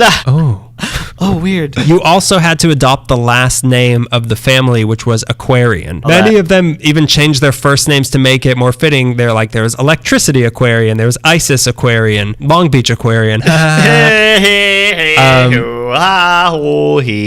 that's their chant. They never went out recruiting, and they never had intentions to spread their beliefs beyond themselves, but they were very well known mostly because of the restaurant. Yeah. They were kind of beloved around town, and they were seen as like the gentle Manson family. Imagine like your cult starting around the fact that you work at a Shakey's. Go ahead. We are the Mojos. And for their part, they saw themselves as pioneers in the spiritual revolution that was going on in the early 70s. At first, the family lived in a fleet of vans parked behind the restaurant and a few scattered apartments, with Baker living in a room above the restaurant. But in March 1972, Baker rented out Harry Chandler's old 24-bedroom mansion in Los Feliz. He had that much money to rent Harry Chandler's old place? He was making $300,000. I guess you're right. It was at 2411 Iverness Avenue, and he paid $1,000 a month to house all of his followers, who at this point numbered over 100 of them. A well-staffed restaurant. This was the family's first communal home, and they called it the Mother House. However, as beloved as they may have been, having them all living together in one place doing weird rituals in the backyard brought too many bad memories of people from the real Manson family that had attacked just a few years before this. So their lease wasn't renewed after a year, so they all moved into a house in Nichols Canyon that became known as the Father House in March 1973. And all 144 people, including Baker himself, now had to fit into 3 rooms. Oh my God. I'll get more into that later. I imagine like 70 of those people had to be the house itself. Yeah, most of them were doors. I'm a hinge. I'm Hinge Aquarian. During their time at the Father House, the family became known for 2 things. The first was their fashion. Looking good was important to Baker and the rest of his followers. Baker cultivated a very specific look, growing out his hair and a long white beard, Moses Chic. The rest of the family also wouldn't get haircuts and developed similar but less biblical looks. He would wear nice white suits and drove around in a white Rolls Royce. The rest of the family all wore long flowing robes and would change their style depending on what cultures they were into at the moment, they would be Egyptian or Asian or Roman or Greek or I don't know, John Belushi. That whole 70s free-flowing hippie look it all stemmed from this source family. They set the trend for all that fashion. I didn't know that. They were the source. In so many ways. The second thing they became known for was their band. It went by several names such as Breath, Father Yod, and the Spirit of 76, which I'll explain. 76 because he was obsessed with the founding fathers. Yeah. But they finally settled on the name Yahovah 13, which I will also explain. They played in the garage of the Father House, and originally they played structured, pre-written songs, but Baker pushed them to be free and improvisational, and what resulted was jazz. It was sometimes really great and sometimes unlistenable, but it was always weird, psychedelic, experimental music. Yeah. They played at the Beverly Hills High School in 1973 and recorded over 60 albums, 9 of which were sold for $10 each in a little store attached to the restaurant called the Hermit Hut on their own record label, which was Higher Key. Hermit Hut sounds really familiar. You're thinking of Hermits? I might be thinking of Hamburger Hamlet. Yeah, they formed that. I know that vegetarian restaurant, the offshoot was Hamburger Hamlet. These albums, they're pretty valuable now and they're sought after by collectors. Baker himself can be heard in several of the songs. He didn't play any instruments, so when the band, he saw the band having fun once without him and he started going, I want to play. So they bought him a kettle drum that he could smash into, but he also recites some of his teachings in a few of the songs, but it wasn't all just high fashion and indulgent jam sessions in the Father House. This was a self-respecting cult. They got up to some weird stuff. A typical day in the Father House, it started at 3 a.m. Baker would lead everybody in stretches and meditation and a lot of marijuana smoking. That all sounds great except for the last one. Oh, prude. They did a lot of marijuana, but they never drank alcohol. Occasionally they did mushrooms, and once somebody brought cocaine, but Baker said he got as high as he needed from meditating and also marijuana. The hashish, which they would sometimes do, they would call it sacred shin. That's another thing of a cult. They have their own languages. Yeah. They were a very clean cult. So after the morning warm-up, everyone took a cold shower in the pool or wherever they could find water when you're in that one bathroom you had between 144 people. Yeah, there's a fire hydrant that's leaking down the street. I'm going to go roll around and look around. It rained yesterday. Some of the plants might still be wet. I'm going to just rub my body. Then a rotating group of them would go to work at the restaurant. Another group would do chores around the house. Whoever was currently in the band would record music and the artists would make art. And now the weird stuff. I was just about to say the sentence, I hope this doesn't go bad. A big thing of theirs was that they believed everybody was stuck in time locks that prevented us from awakening our spirit selves or the light body. One day, the day that they gave was April 23rd, 1973, Baker opened his time lock and went through a portal where he attained God consciousness, one of the few to ever do so in his earthly body, and he came out the other side of this portal with a new name, which was Father Yod. But this he name... took off his gray robes and he had white robes underneath. I thought you were dead. No, I just killed a demon and you left me. I said fly, don't leave. Wait for like a day. But this name, Father Yod, didn't even last a year. Father Yod and the Source family were obsessed with the Tetragrammaton. I don't know how much you remember your Hebrew school. I remember, but it's mostly in Spanish. I don't speak Spanish, so. That's the 4 Hebrew letters that spell out the name of God. Okay. But the proper pronunciation was lost to humanity a long time ago, so nobody knows how it's supposed to be said. So in Judaism, you're not even supposed to try to pronounce it. I got in trouble in Hebrew school for trying. Elvis. Stop, Daniel. You want to know what God's name is? Baba Booey.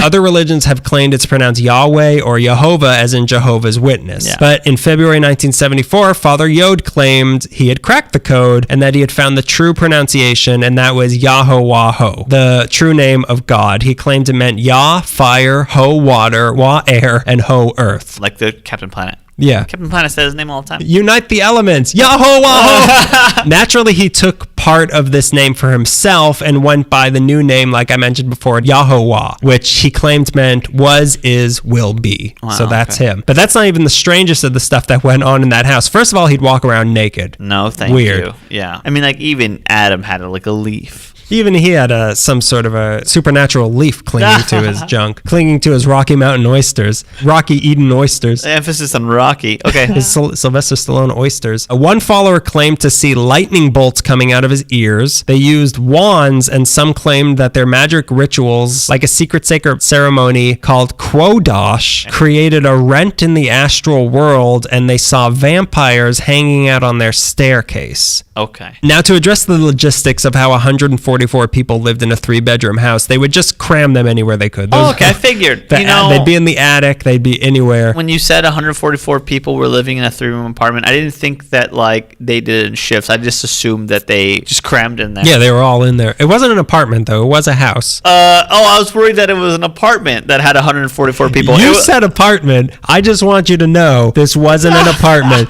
They weren't breaking any lease. You said only 140 people. Who's that other for? When I saw this signed rental agreement that looked like the Declaration of Independence, I didn't see ISIS aquarium. All you said was no dogs. That's all you said. You didn't say I can't bring 140 people in here. We have 2 rules. No hashish, and you can't have more than 140 people living in here at once. So they built what they called beehives and cubby holes in the bedrooms and hallways, which were basically 4x8 bunk beds 4 feet above each other, reaching up to the ceiling so they could fit over 30 people in a room. You said beehives. Whatever I saw in my head, I like lost breath for a second because I got so claustrophobic. Yeah. Oh no, I know. Not just claustrophobic, but just like, you know how it's gross when so many like bugs are living together. Yeah. Just like you walk into a room and it's like, it must have looked like a concentration camp. Yeah, it must but have with just great fashion. Vampires everywhere. A lot Just more like- vampires. I mean, we all know that Goebbels and Himmler were vampires, right? Obviously. Hitler, not so much. He wanted to achieve it. He Not was a gonna happen. Frankenstein. They also built platforms on the hillside out back to give people secluded areas for more private moments, which brings us to our next topic, the private moments. There were never I want to talk about seclusion. there were never orgies, Okay. but a type of tantric sex called Dianism was encouraged while you were there. Nobody was ever forced to sleep with anybody they didn't want Cool. to, and the women could choose whatever partner they wanted, and the man they chose just had to go along with it. That being said, menstruating women had to use what they called cuppy towels to catch their blood. Okay. Father Yod did have the power to reassign women from the men they chose, and the women weren't allowed to have outside contact in order to keep their purity. Okay. That's bad. Yeah. Yeah. I mean, I don't talk to women, but other people I find hear it like that. I find it to be impure. Men who came into their restaurant weren't even allowed to speak to the female employees. There were also a few underage girls involved in the family. Yod was arrested once for having an underage runaway living there, but it turned out she had her parents' permission to come join, so it was okay. Here's your cuppy towel. Welcome. Welcome. Welcome. Small child. Yeah. Your beehive is in Sector G.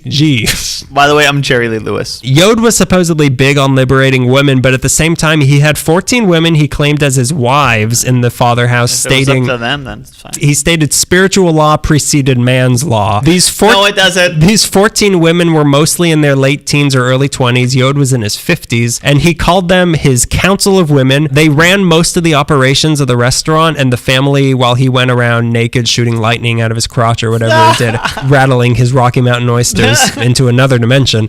With all that tantric sex going on, it was only a matter of time before babies started being born. The first one born was named Saul Amon, and 50 more were to come, all delivered naturally in this house. But Yod had a ban on Western medicine, so there was a lot of sickness that went around in there, and eventually one of the babies got a staph infection and was brought to the UCLA hospital, where I'm not sure, but I think it or another kid died. So this brought a police investigation, and Right. they did not like what they saw. They didn't like having to go through 100 Yeah. and what's 144 plus, what's 190 people? It wasn't an apartment.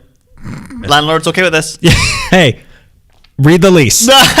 There's nothing in the lease about this. We smoke outside. We didn't hammer nails to put posters up. What do you want? We used command strips. Nothing's wrong here. Nothing's wrong here. Too many sick hippies living in bunk beds. That was enough. This sparked... I hope that says in the police report. Too many hippies living in bunk beds. This sparked a sort of transformation in Yod, where he did seem to start to see himself as something of a god, and this turned again. This is where the us versus them mentality, All right. which is always a bad sign. Yeah. He predicted that a nuclear war was coming, followed by earthquakes, tidal waves, and volcanic eruptions. To get his followers ready, he started making them drink gold fluid condenser, which was melted gold that he claimed would protect them from radiation fallout, which I don't know how it did in Jonestown, all of them, by drinking gold. Also, if I'm a follower, as much as I believe that this is God and I'm living in a family, I'm going to need some research. You know, like show me some raw data. No, I mean... If we all believe it, it's true, right? If the snozzberries taste like snozzberries. The gold fluid condenser tastes like, I don't know, lead. Dying. But with police suspicion and impending nuclear war, Yod decided he had to get the family out of LA. He had set up an outpost in Hawaii in 1970. Hawaii. Get this. The caves in Santa Susana Mountains. And they're like, no, okay. There's a ranch in Chatsworth that I hear is empty. In 1973, he set up an outpost in Hawaii in case of such an event. He would tell his followers how good the fruits in Hawaii would be, and he would go, after each one. So he'd be like, coconut, Like talking to a dog. Yeah. Good. No dogs there, though. No. Okay? Don't tell the landlord. She doesn't bark. She's small. Let's just pretend we didn't see her. You're not running a massive cult without Western medicine in here, are you? Is that a hot plate?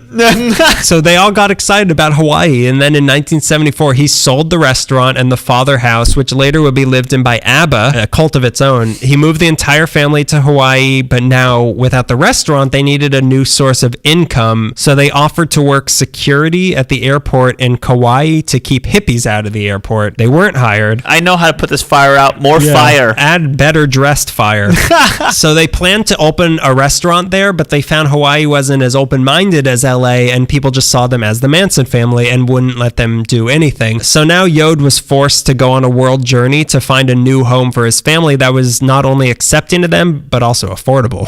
He went out with a small reconnaissance group to Thailand, Nepal, India, Egypt, Greece, and other places, changing his name along the way to Yahowaho, Yahweh, and then back to Yahovah. Meanwhile, the group he left behind got hepatitis. While he's trying to figure out what name to call himself. Whatever you do while I'm gone, do not get hepatitis. They called hepatitis the golden spell because of their beautiful skin color while they had it. Oh my God. In 1975... golden spell.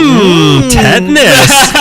In 1975, Yod settled in San Francisco, where he briefly changed his name again to Shinhwa after a Chinese restaurant he ate at that he really liked. And then he summoned the rest of the family. He called the rest of the family out of Hawaii to join him in San Francisco. They had absolutely no money to leave the island, so they had to beg the Hawaiian welfare to buy them tickets to San Francisco, which they wanted them away, so they got it for them, and then they all moved into a haunted mansion together in San Francisco and reunited with father. But they still had There were no windows and no doors, so that was just more room for bunk beds. There's always my way into the restaurant business. They still had no money, though, so Yod told all the men, he told all the men, my grandfather Yod Toad, I'm descended from toads, Darwinism. My grandfather's Yoshi.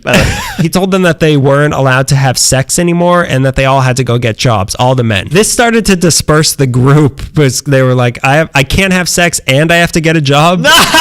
This is not what happiness I signed up for. And I'm living in the house of Haunted Hill. I'm living in someone else's mouth because there's no room to do anything in here. It made it harder to keep them all together. You know, people going off, they had to get jobs. But Yod, he made one last ditch effort and moved back to Hawaii, brought them all. He commanded all family members to join them there or else they'd be kicked out of the family. He had managed to wrangle up a new place there for them to live there. But on August 25th, 1975, Yod saw one of his followers hang gliding, and he got so excited about it, he decided to try it without any experience or training at all. So he jumped off a 1,300-foot high cliff and crash landed promptly onto the Waimolano campground on Oahu. Supposedly his body was fully intact, and his last words were something along the lines of, "I meant to do that," because his followers... Oh my God, I want to explode into confetti right now. That is the funniest thing I've ever heard. And I know that we're not supposed to laugh at death anymore, but I meant... PC culture. But I meant to do that after you jumped off a cliff is so funny.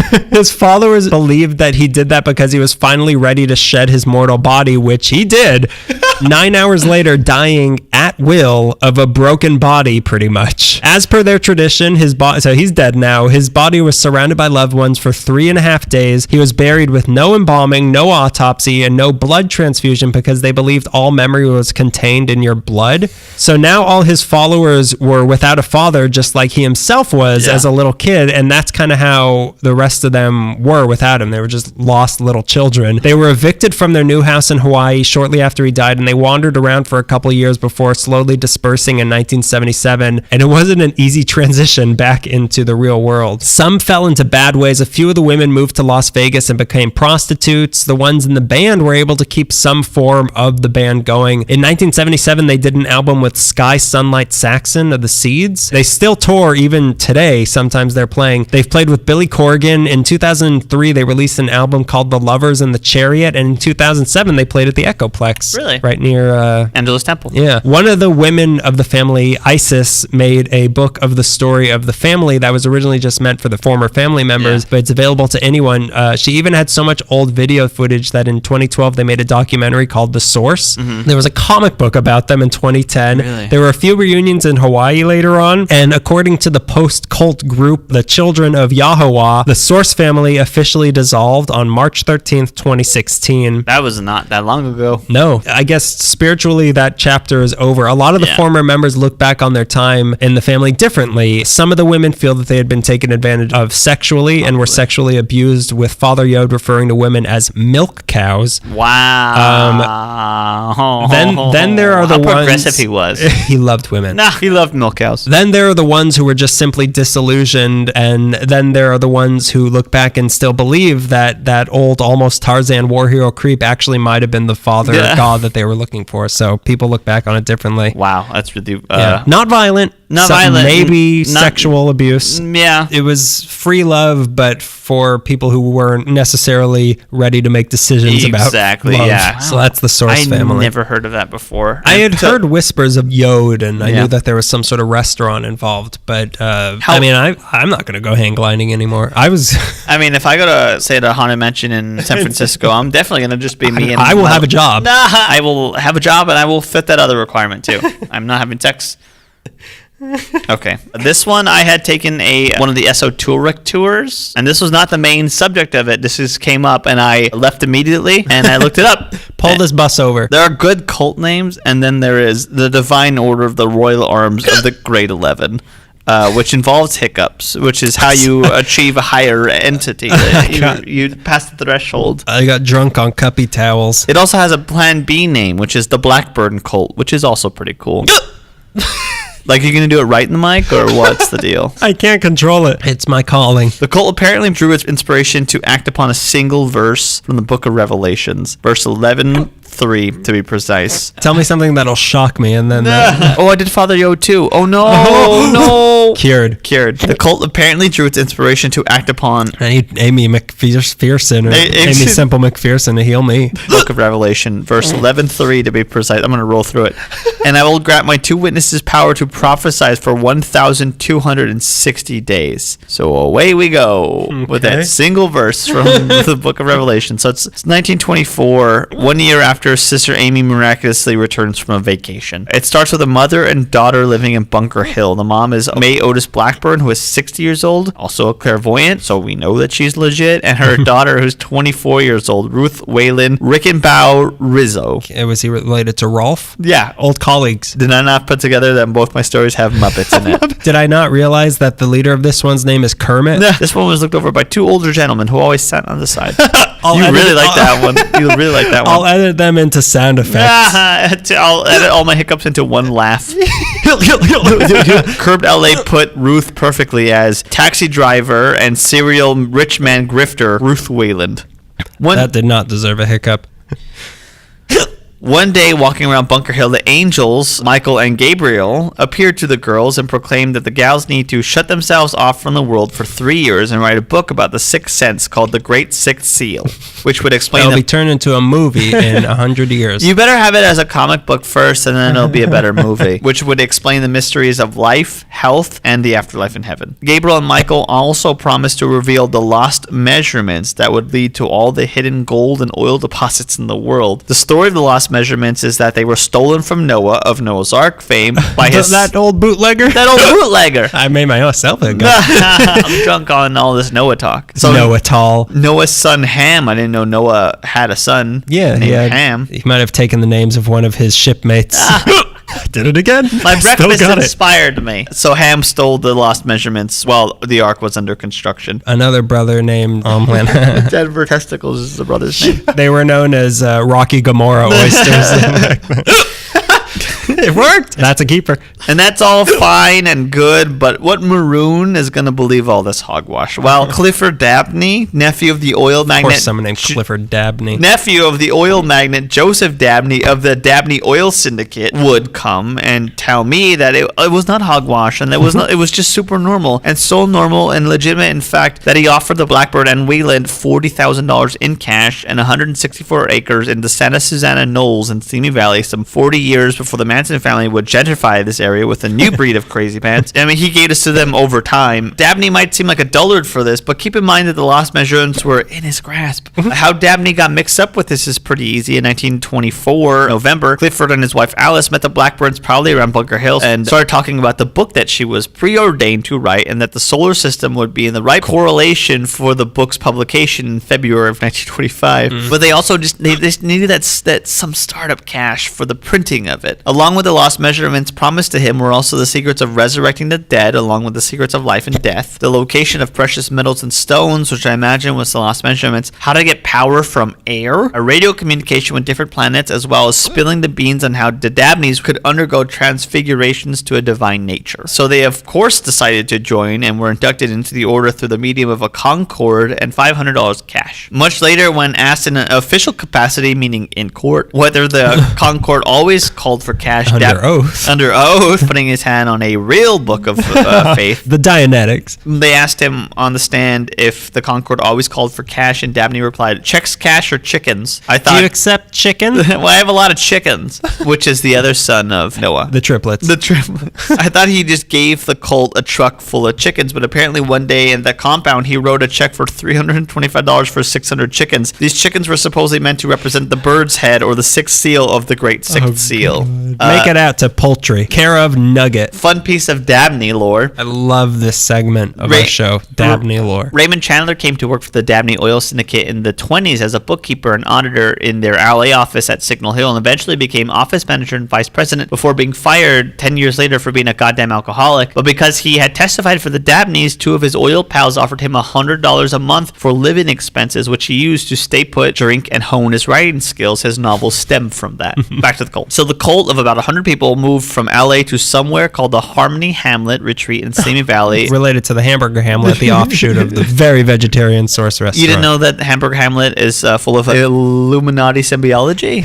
Look at your pickles next time you order, okay? Harmony Hamlet was above the Chatsworth Reservoir, where they built a dozen cabins and a temple that they filled with furniture, which included a massive gilded wooden throne that rested on 4 hand-carved paws and adorned with a lion's head. This temple was sealed off from the members of the order because it was meant for Jesus upon his return. So what was the day-to-day like? Well, if you were a member of the Divine Order of the Royal Arms of the Great 11, then you worked at a local steamy tomato packing shed, and the entirety of your paycheck was collected by Mae Blackburn and her grimy and goofy-looking husband, Ward Blackburn. Now Ward is a known creep. I found a picture of him which shows his long handlebar mustache, but it doesn't show his 5-inch long fingernails that I read about. The Blackburns always arrived in a big black car driven by a bodyguard to protect them and the secrets of the last measurements. At night, the members would usually watch the high priestess kill mules.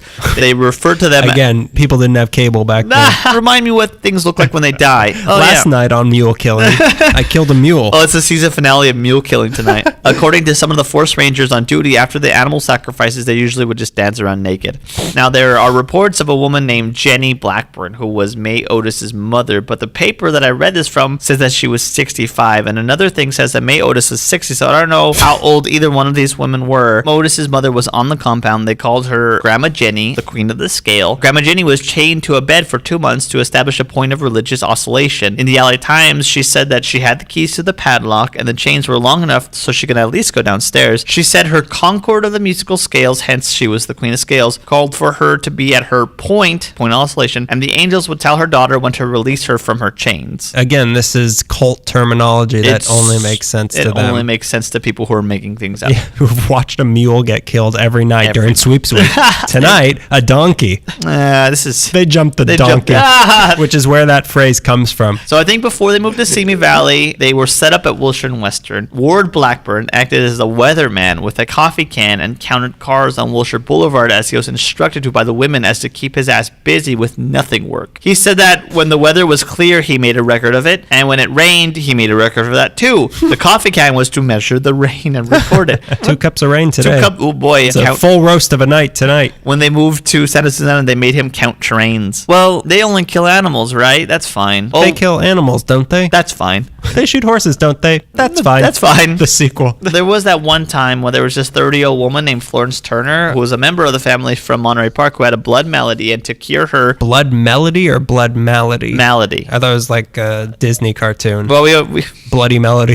They had a fascination that they thought they could unlock mysticism with hot and cold. Keep that in mind. So this Florence Turner had a blood malady, and to cure her, they put her in a brick oven that they made. Oh no! In order to bake away the illness. Did they give her a glaze at least? Their defense was, we didn't keep her on the entire time. We rolled her over and lowered the... We wanted her to have an even cook. We don't know if it worked or not because 2 days later she died. Wow. So we don't know if it was cured or not because she died. They baked someone to death. Yeah, but not they didn't set her on fire. It was over time. It was like a slow roast. They Dutch roast. ovened her. No big deal. A human goulash. Ridiculous. Yeah. Well, it's probably maybe the second most ridiculous thing. Then there was this other thing that they're kind of known for. So there's this wealthy family, the Rhodes. William, his wife Martha, and their adopted daughter Willa, who moved from Oregon to Southern California just to join the Blackburns and bask in the glory of the Sixth Seal. Willa became a high priestess to them known as the Tree of Life. Well, why did they call it the Tree of Life? How this happened was on Christmas Day 1925, Willa complained of a toothache, and from this toothache she developed an infection, and on New Year's Day she died. No foul play there. The Rhodes turned to the Blackburns for help, and they filled the holy bathtub with holy ice and some spices and salt. They laid Willa's body on it and said that she was a tree and would spring to life in 1,260 days. But just past the 2-year mark of their dead daughter rotting in a bathtub, they had to move her a couple times. And by the way, to move their dead adopted daughter from place to place, they put her in the back seat and propped her up. And it was noted that she was so well preserved that people, upon first and only glance, thought that she had not been dead for 2 years. Wait a minute. So they kept her in ice in a bathtub for 2 years? Probably not in the bathtub the whole time, because I think they moved in this 2-year span, but they were moving her around, and she was preserved. And she was supposed to sprout anew and live, which relates to the Bible passage that they had. Yeah. So the Rhodes finally settled in a bungalow in Venice. It's like if the Bates family had more family members. They had another bathroom. The Rhodes finally settling in a bungalow in Venice, more specifically Marco Place, which is just off of Venice Boulevard near Lincoln. So they built a metal coffin and they put Willa in it with spices, no more ice. She was gonna just naturally decompose. Buried next to the priestess was 7 puppies that were dead. I had to look that up before I can continue writing. That represented the 7 tones of the angel Gabriel's trumpet. So while everyone is waiting for Willa, the high priestess, to rise from the dead, May Otis Blackburn returns to her craft, writing. So now it's 1929, and the Blackburns have not revealed the lost measurements, and Clifford Dabney is, of course, pissed. So he sues the Blackburns for fraud. So the police start looking into the cult, and they hear word of these missing people, in particular 4 members who cannot be found. While this investigation is going on, they go to the Rhodes bungalow, they dig up the high priestess herself, Willa Rhodes, and they're like, wow,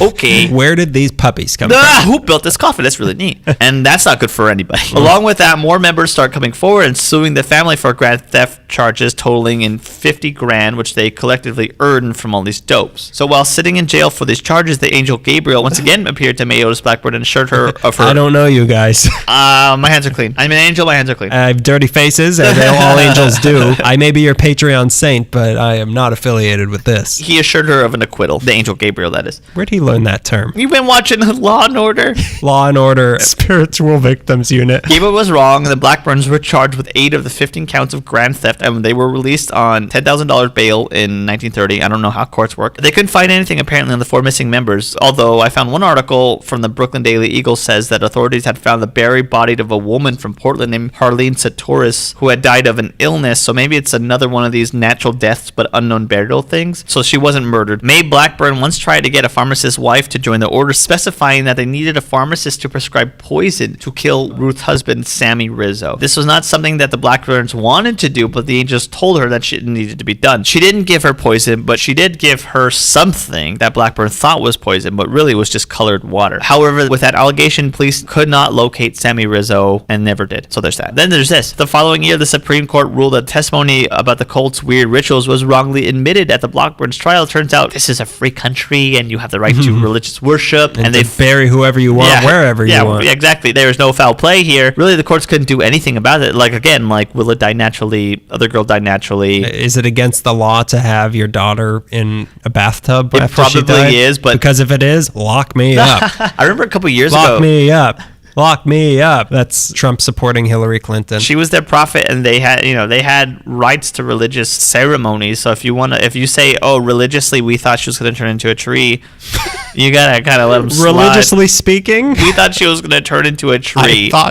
Your Honor, in my defense, I thought she was going to turn into a tree. How many times have I claimed that in court? So at that point, Blackburns and the Divine Order of the Royal Arms of the Grade 11 cult reportedly moved to Lake Tahoe and were never heard from again. How much can you get away with under the banner of religion? Yeah, it seems like once you figure that out and figure out how to monetize it. Once you know how to balance church and state, you're a cult leader. You might be a cult leader. You might be a cult leader. If you're a weird figurehead and you make people have sex with each other, you might be a cult figurehead. Let's get into the last one here. Sometimes we get a story on this podcast that doesn't really have much there, and we have to either abandon it or just spice it up by relying on our world-renowned banter. Ha ha ha ha ha ha. Hiccup.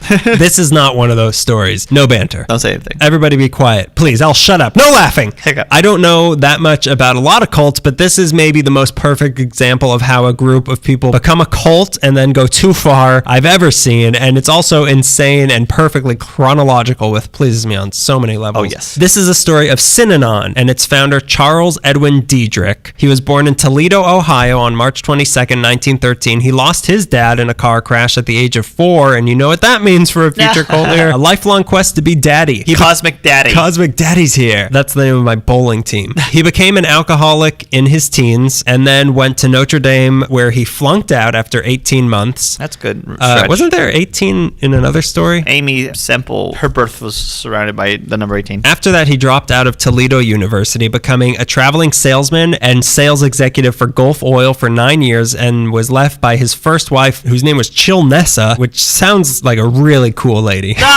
Relax, Ronica. She looks like, Sedata Sarah. So she left him for his drinking, which was not very Chilnessa, if I may say. Uptight Rekka. It was at this point he decided to make a change and moved to Santa Monica in the 40s, where he became a beach bum and eventually got jobs working for Hughes Tools and making models for Douglas Aircraft. He found himself a second wife named Ruthalicious, who also left him because of his drinking. Ruth went on to get murdered by her next husband, but I don't know that story. You could say that he was ruthless. That's when he realized he needed to make a change again. This is when 3 things happened. That was just the change he was looking for. The first was that someone found him drunk on a kitchen floor and told him, "Fatso, if you do not go to Alcoholics Anonymous, you will die." Fatso that he was, he took this rude stranger's advice, and in 1956, at age 43, he went to his first AA meeting in Beverly Hills. He loved it, and he started going to meetings every single day. Second thing that happened was he read Self-Reliance by Ralph Waldo Emerson after he had a nervous breakdown. So this spoke to him on a really deep level for whatever reason, and it made him want to devote his life to helping other alcoholics. So he started volunteering to do talks for AA around the state. Man, I wish this story ended there. It'd be so nice. I know. And he was a great guy. Yeah, he's a saint now.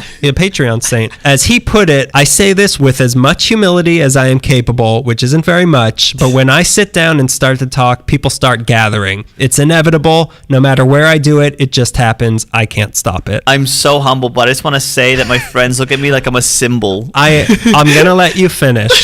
When people look at me, what they see is usually like some kind of like cosmic sense of justice. You know what I mean? When they see me, they see, wow, now that is a man who knows alcohol.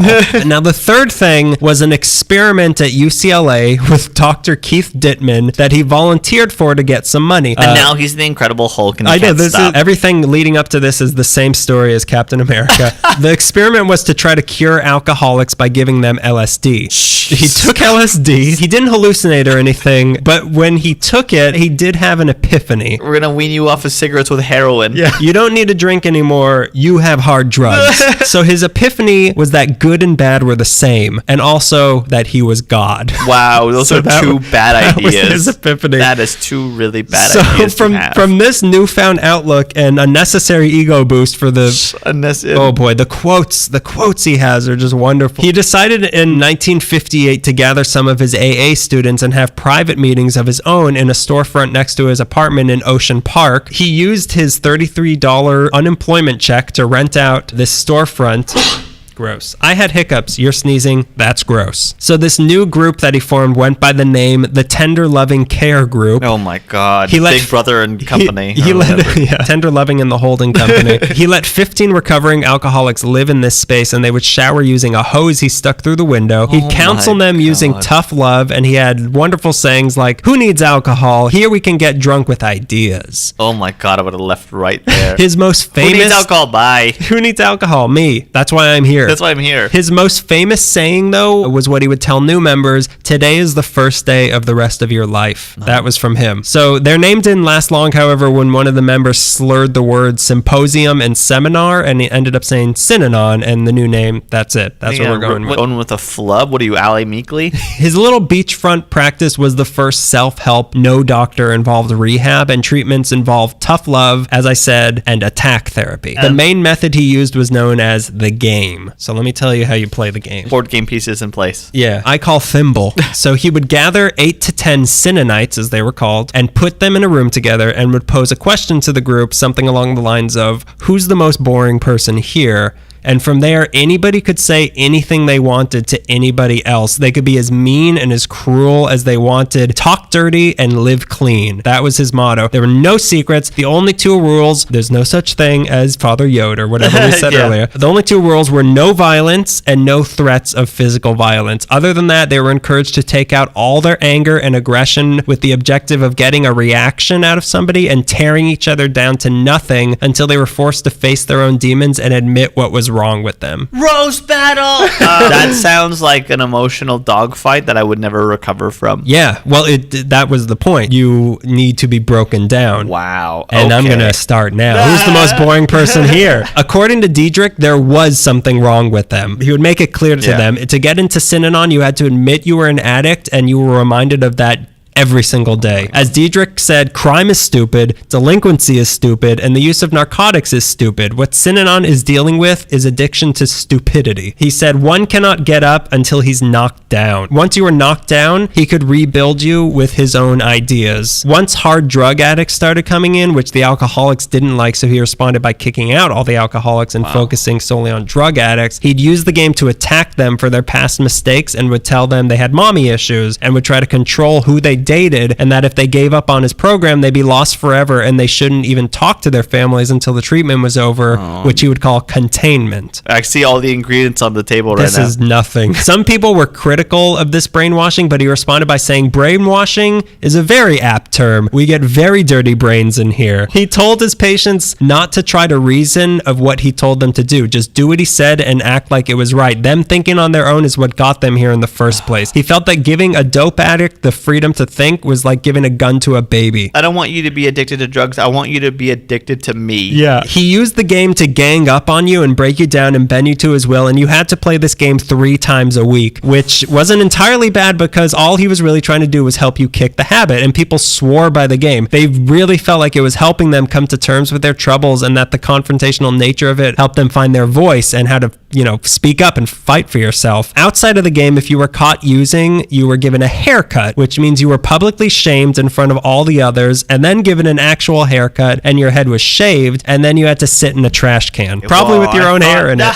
But again, people were into this. If you had a serious drug addiction, like what else are you going to do? I mean, like you're used to the self-abuse anyways. Narcotics Anonymous had been around for a few years at this point, but it was kind of disorganized. And then Diedrich steps in promising a revolution in drug treatment. Yeah. So why not? Anything less than changing the world is Mickey Mouse, he would say. Speaking of another cult figure. Don't get caught using in front of Mickey. I would do Mickey voice, but we've been sued for last month's episode. This all wasn't very profitable. The Synanites had to beg for food from catering trucks and prostitutes and relied on donations. But on September 15th, 1958, Diedrich registered them as a non-profit since they were a drug treatment facility. So now they wouldn't have to pay taxes, but that eventually drew attention from the law. And in 1961, Diedrich was sent to jail for a few weeks for zoning violations and operating without a license. But that was the best thing that happened because now the man had gone after the little guy just trying to help drug addicts. So he became a martyr, and now his cause got its moment in the spotlight. So when the powerful people of the world were alerted to the existence of this struggling enterprise, they did whatever they could to help. Big companies donated food, clothes, furniture, whatever they needed. Life magazine did a spread on them. Governor Edmund Brown Sr., Jerry Brown's dad, he passed a bill that made Synanon exempt from health licensing laws so they wouldn't be hassled in the future, and no rules were ever actually set for how they should operate. Liberals. Welcome to California. By 1962, they managed to get enough money to move into the old National Guard building in Santa Monica at 1910 Ocean Way, which is right where Inkwell Beach had been just a few years before that. This provided a new headquarters for Diedrich's growing enterprise, which at this point had several hundred patients. And neighbors objected to their moving in there because they were afraid it would bring more drug addicts and homeless people into the area, and they were right. To enter the treatment, it cost $1,000, and you had to quit your drug addiction cold turkey upon entering and share in the chores and labor around the giant new building. Their schedules consisted of 7 6-hour days of motion, which meant work, and then 7 days of growth, which meant you could do whatever you wanted, all the while being constantly subjected to the game. The compound offered classes in art, drama, public speaking, and music to keep the patients occupied, and if you were slacking off on your duties, you were called out on it by your peers in the game and shamed into keeping up your part. You're not growing. Hey, that's not enough motion. Why are you growthing? You're motioning during growth period. So there were communal bathrooms, not much privacy at all. Anybody could listen in on any phone calls they wanted that someone was making on special radios. And there was also The Wire. They got it early. Yeah. You gotta watch it. It's the best TV show of all time. So it was The Wire, which was an in-house radio network that was broadcasting 24/7 on loudspeakers inside the building, preaching the ideas of Diedrich and keeping everybody on the right track. And all of this was a sensation. In 1964, they had 500 residents, and by 1969, they had 1,400. In the 10 years that they had existed, some 6,000 to 10,000 addicts had passed through. The House of Representatives called it the miracle on the beach. Courts would send addicts to go live here for treatment. They also had a lot of support from celebrities. They had guest speakers like Rod Serling, Ray Bradbury, Steve Allen, Charlton Heston, more than your 2 cents, Milton Berle. Leonard Nimoy and Robert Wagner came in to play the game with patience. Oh my God, imagine being yelled at by Leonard Nimoy. I thought you were emotionless. Timothy Leary and Cesar Chavez were supporters of it. Philip K. Dick went there to get clean and then based the rehab in Scanner Darkly on them. There was a movie called Synanon in 1965 made by Columbia that had Chuck Connors and Richard Conte in it. Richard Conte sounds familiar. The Godfather. He plays the cat that Marlon Brando pets. Diedrich was also known for the great parties he threw there because since he was dealing with dope addicts, a lot of his patients were jazz players. So he always had great music at these parties. There was even a Sound of Synanon album recorded by patients that they released to promote the program, and the Synanon combo played on Steve Allen's Jazz Scene USA. One of these jazz musicians was a Mr. Art Pepper, who came in 1969 to try to get clean and was okay with the strange conditions inside the compound because, as he said, dope fiends and nuts can't stand routine, and when they get bored, they have to do something crazy. So Synanon made the insanity themselves. The people that ran it caused the insanity. But how successful was Diedrich's program in reality? It seemed to be so successful that other places around the country adopted his methods, including the Terminal Island prison. He claimed that recovery rates were between 80 to 100% cured. This wasn't true at all. People would spend an average of about 2 years in Synanon, and then they graduated and were then referred to as the Walking Dead. And that's how it started. And then Rick Grimes came in and cleaned it all up. What a cool guy. You're a cool guy. My method, I hit him in the head. Really hard. In reality, almost all of his patients went back to using after they left the Synanon compound. So in 1968, Diedrich saw an obvious solution to this. Nobody graduates anymore. You don't leave. Oh, okay. You see the progression. Yeah. Like, year by year, it gets more and more into a cult. And it's so slow to Exactly, follow the logic exactly. that it would slip into being a cult If without you're you into it, seeing you don't even realize. until you are so far into it, like, Yeah. oh, now I can't leave because I Yeah. shaved my head. So when you joined Synanon, you were now in it for life, and together you would build a new drug-free utopia with Diedrich as your leader. Around this time, Diedrich wanted more money brought into the enterprise. He wouldn't accept government grants because then they'd have to be evaluated for how successful his treatments were, and the results would not be good. So he decided to open up the doors to people who weren't addicted to anything and simply wanted to join just because they liked the lifestyle. Synanon had become very popular with young people as a way to examine your life and come to terms with who you were. Okay. This allowed for more residents, which meant more money coming in. These people who weren't addicted, they were referred to as squares, and they had to give all their possessions to Synanon when they joined. They also started doing lifestylers, who were squares that were allowed to be a part of Synanon, but lived and worked outside and had to give all the money they made to Synanon. But that didn't last long because most of them ended up not being, you can't have it both ways. So they would just sort of leave, and they became known as splittees. Since these new squares might be harder to control than a recovering drug addict, Diedrich came up with a new, even more extreme version of the game that appealed to the drug culture at the time and promised to open up your mind without acid. This was called the Trip. So it would start on a Friday with a group of like 50 new Synanites who were led through candle-lit, incense-filled hallways through their compound to a big room lined with army cots. So each person had a cot and a set of white robes for them to wear, and their watches were taken from them so they wouldn't know how much time had passed. But they were so excited to be part of Synanon, they didn't care. And then the game would begin, and their guides would kill all of their enthusiasm and yell at all of them and turn them against each other until they were all depressed and ashamed of who they were. Yeah. These guides had done research on each of the people in the group to get personal information, and then used that to bring up every bad thing they had ever done and everything they felt was wrong with themselves. They knew how to get to you. Diedrich sometimes told them, maybe one day we will just put dingbats like you against the wall and wash them off and bring them back into the human race. And he's the guy and people liked this. The new recruits were deprived of sleep and were subjected to the witching hour, which is that what we're going through right now? This is hour 48 of this recording. I can't let Greg leave until he breaks. So the witching hour, they had two witches dressed in black and white robes using a Ouija board that would spell out Emerson quotes from Self-Reliance and would tell them that they had to accept Synanon or they'd go to the fifth circle of hell. Wow. Which one's the fifth circle? It's for vegetarians.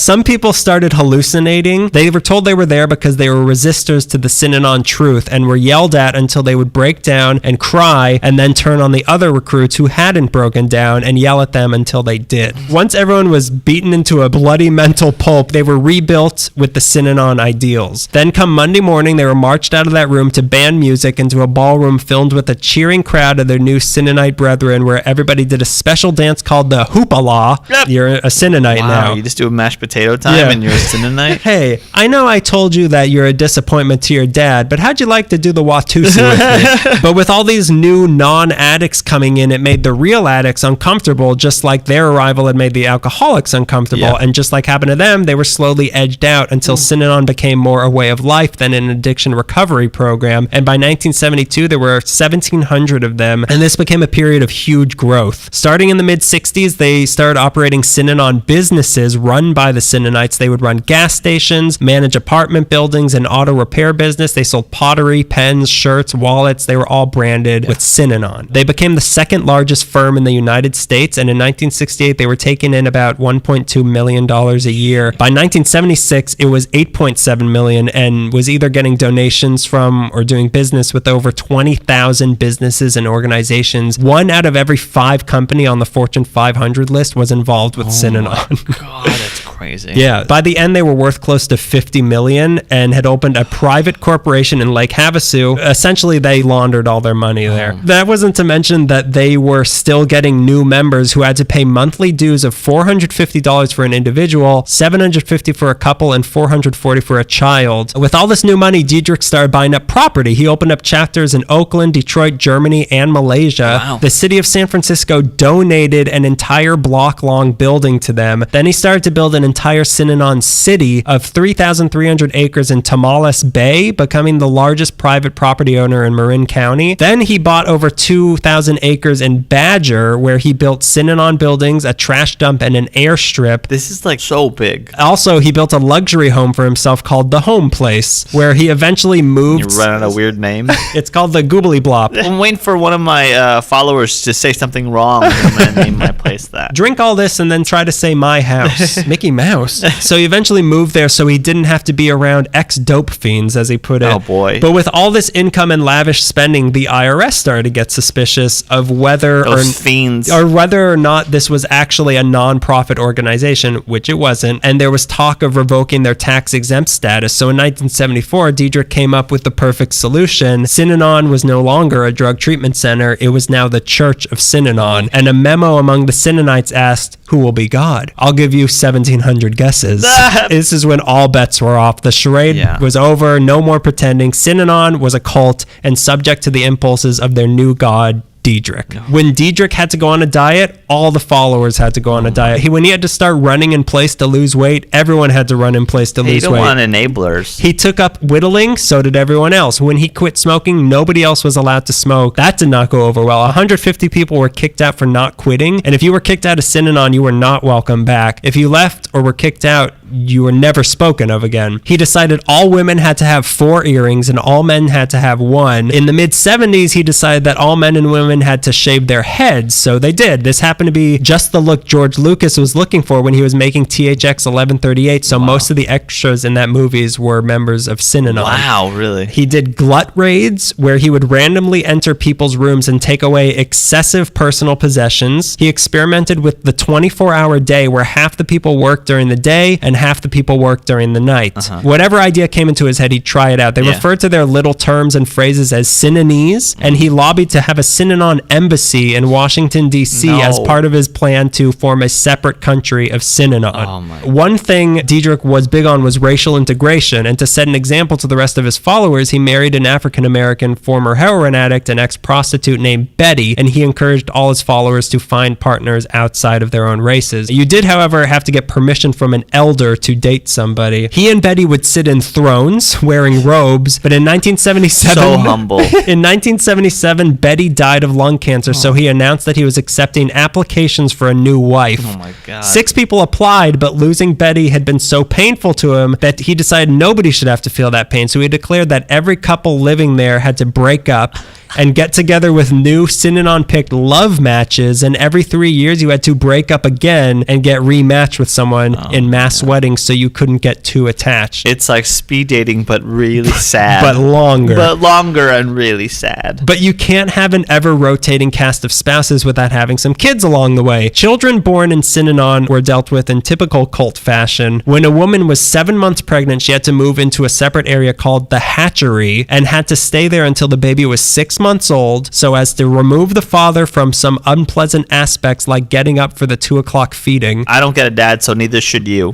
Just keep rotating. Everybody's dad, nobody's dad. My dad's he's rotating. He'll be back soon. He'll be back soon. After this, the kids were taken from their mothers and raised communally and could only be seen by their parents once a week, and mothers who wanted to see their kids more were referred to as head suckers. The children alternated between 3 weeks of school and then 3 weeks of apprenticeship in specific trades. When these kids were put to national achievement tests, they actually scored above average. Wow. So hey, it's working. Let's do that more often. However, in 1972, Diedrich decided none of the children should live in the Santa Monica compound and that they should all be kept in the Marin County compound. So this prompted some 200 to 300 people to leave Synanon in protest to separate it from their kids. But the kids that remained were sent up there and were made to start playing the game at age 4. Oh, man. Imagine yelling at a 4-year-old, "You're boring!" I feel like most interactions with children are like the game anyways. Yeah. Naturals. Kids ran away all the time to neighbors, but the local sheriff, Dave Mitchell, had been elected with Synanon's support, so the reports of child abuse were ignored and the kids were returned to Synanon to continue to be abused. In 1977, Diedrich got tired of having kids around and decided they were a waste of money, so he decided no more children will be born in Cinnabon. He said of childbirth, "I understand it's more like crapping a football than anything else." And You can argue with a man that's smart and humble. he said that Nothing is sacred just because it's been done for a million years. And not just not having kids, all men were required to get vasectomies, and the 4 women who were pregnant when he decided this were forced to get abortions. So this prompted even more people to leave the church. Diedrich, however, never got a vasectomy. He said, "I am not bound by the rules. I make them." When some people started wondering when they could graduate from Synanon, he said nobody graduates from a religion. He knew how people saw him, and he responded, "I am considered a megalomaniac nut." Of course, this is true, but I'm not so crazy. But aside from harsh words and the forced birth control, Synanon was still a harmless organization bound by the rules of no violence or threats of violence. Okay. Until 1973. Oh my. You know the Manson family who did that thing about 5 years ago? I got an idea. They were playing the game, and Diedrich was talking, and a woman kept interrupting him, and he got so annoyed with her that he dumped a can of root beer on her head. Aww. And this was a direct violation of the no violence rule. Yeah. Everybody was shocked, and he immediately apologized, but then just as quickly, he said, "I'm not sorry," and he justified himself saying, "I gave the woman a lesson in manners." And that was the beginning of the culture of violence inside of Synanon. Pretty soon, courts started sending juvenile criminals to Synanon as a sort of scared straight sort of thing. Yeah. But these punk squads, as they were referred to, wouldn't bend to the verbal abuses of the game, so they started to physically beat the kids to straighten them out. It sounds horrible, but this is a method of dealing with juvenile delinquents that many other institutions started to adopt also, and I think probably still use. Then the violence started being used on people within the organization that they suspected of stealing or of being spies or just general enemies of Synanon. Right. People who they kicked out of the church were sometimes thrown out of windows and sometimes thrown off of roofs. Diedrich was done messing around, and he started seeing his church as the future of society. He said, "This is the kind of revolution that moved the world from Judaism to Catholicism to Protestantism to Synanism, to Cinnabon."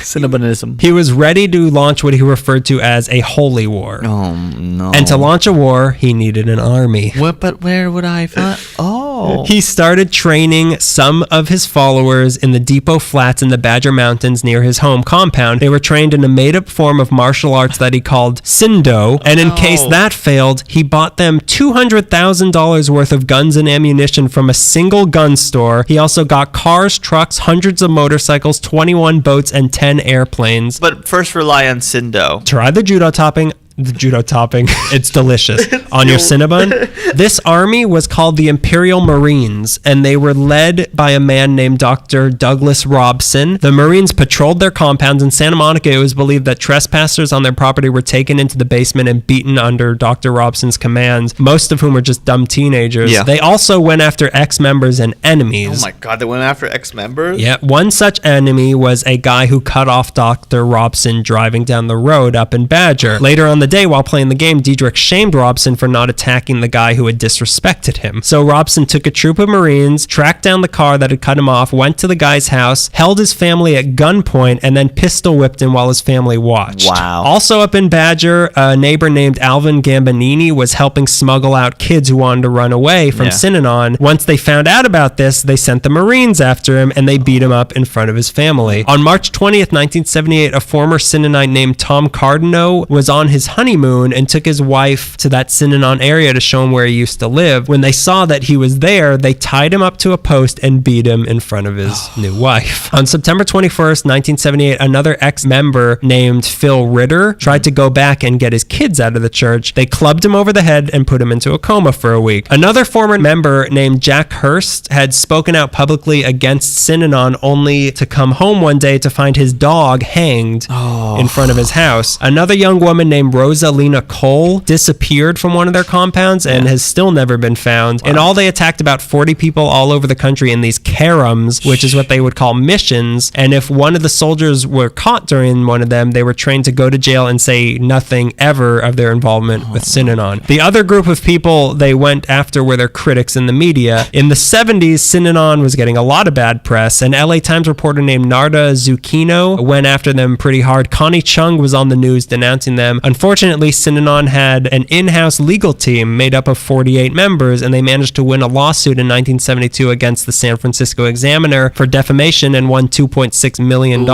One newspaper that escaped their wrath was the Point Reyes Light, which was a weekly paper in Marin County that had 1,700 subscribers. They reported constantly on how bad Synanon was, but since they were so small, they didn't pay any attention to them. Who did pay attention to them was the Pulitzer Prize Committee, who gave them the Pulitzer for Public Service in 1979 for their coverage of the story. Then Synanon made a misstep and sued ABC and Time magazine. This gave journalists access to the Synanon records, and the documents of their violence were now out in the open. When NBC did an expose on them in 1978, the station received hundreds of letters from Synanites threatening them with physical harm. A representative from Synanon then went on CBS News and said while the cameras were rolling that bombs would go off in the homes of their critics. Then some of the members bought stock in ABC just so they could go to a stockholders meeting where they then identified themselves as former members of Murder Incorporated and asked the ABC board if they had protection for their wives. But the biggest bee in their bonnet was an LA lawyer named Paul Morantz. His attention was first brought to Synanon because a woman who was having a pre-psychotic break checked herself into Synanon, and then when her husband found out where she was, he went to get her out, but they said that they had already sent her to their facility in Tomales Bay and that he couldn't have her. Nobody was helping this man get his wife back, so Morantz stepped in. In 1977, he alerted the health department that Synanon was treating people without having any license to be able to do so, but like I said, Synanon was pretty much immune to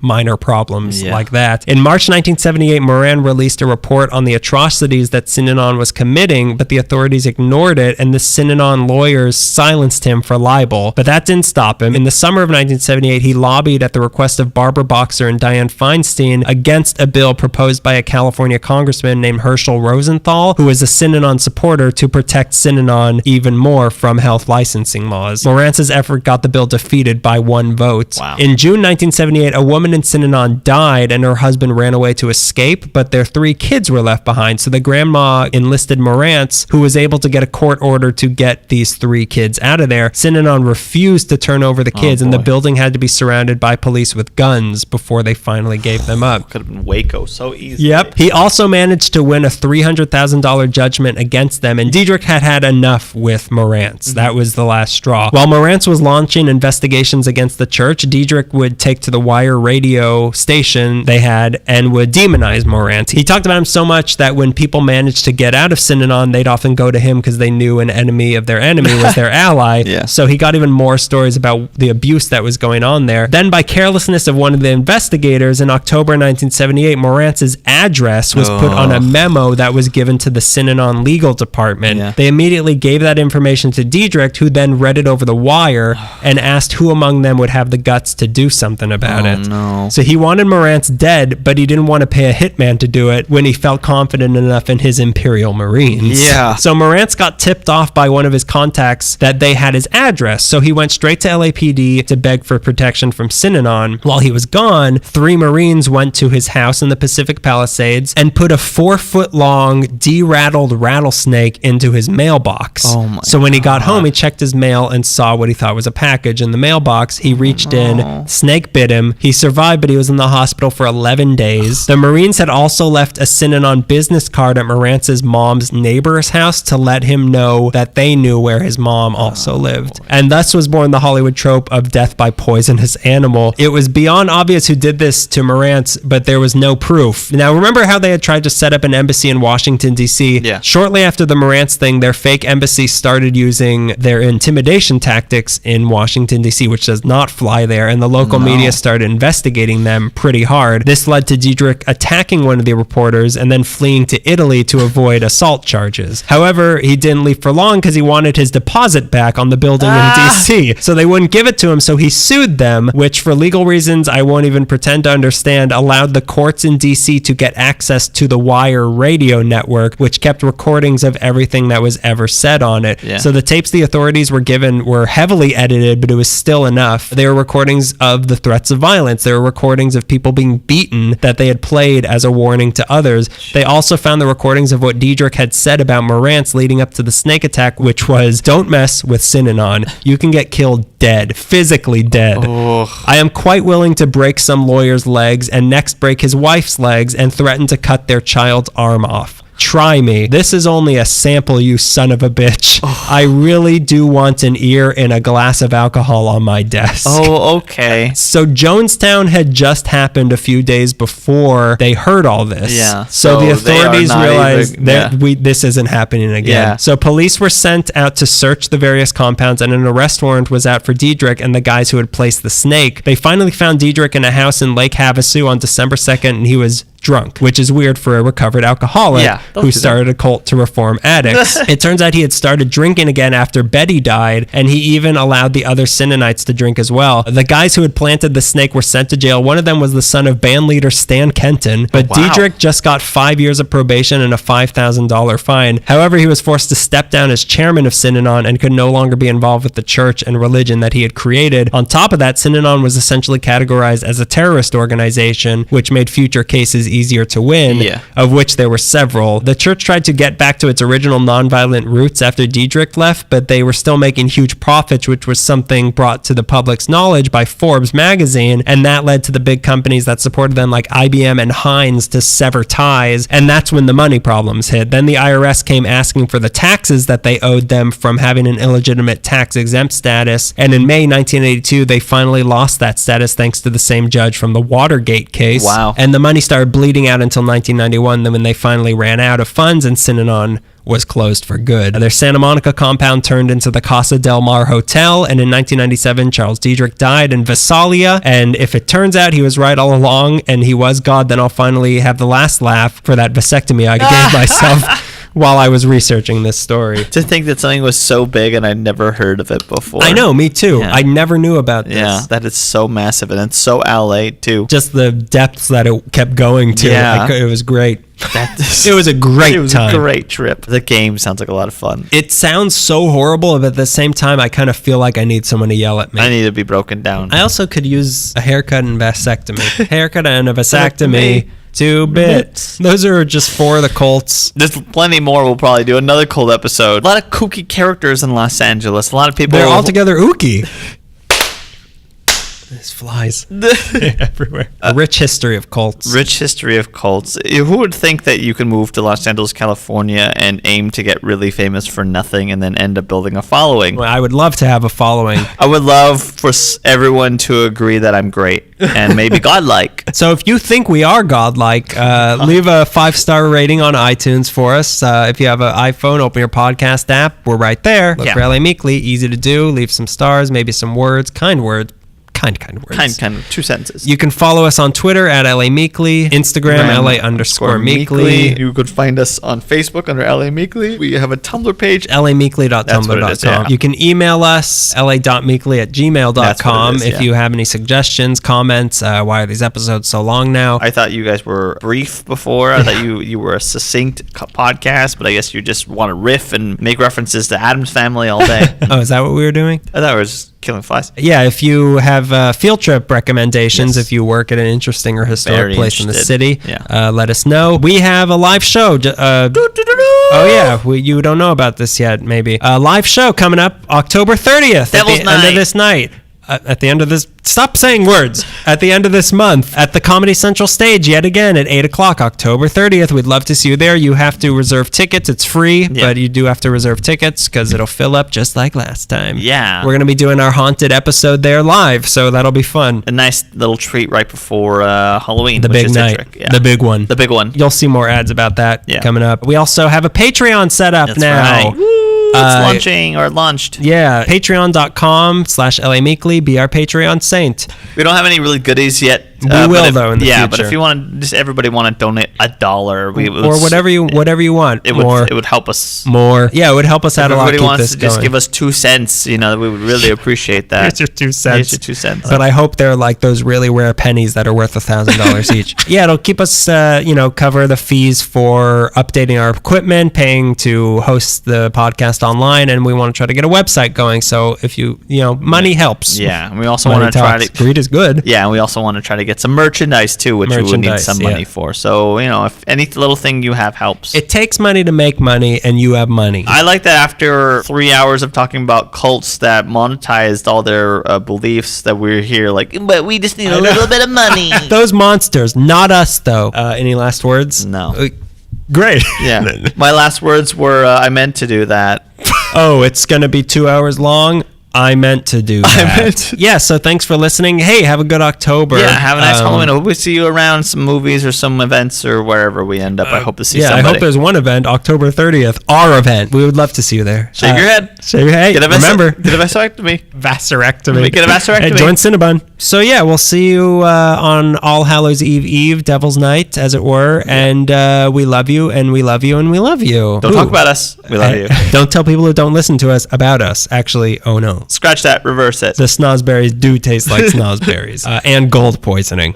So that has been yet another episode of LA Meekly, not breaking the lease on our 144-person apartment since 2013. Ay-ya.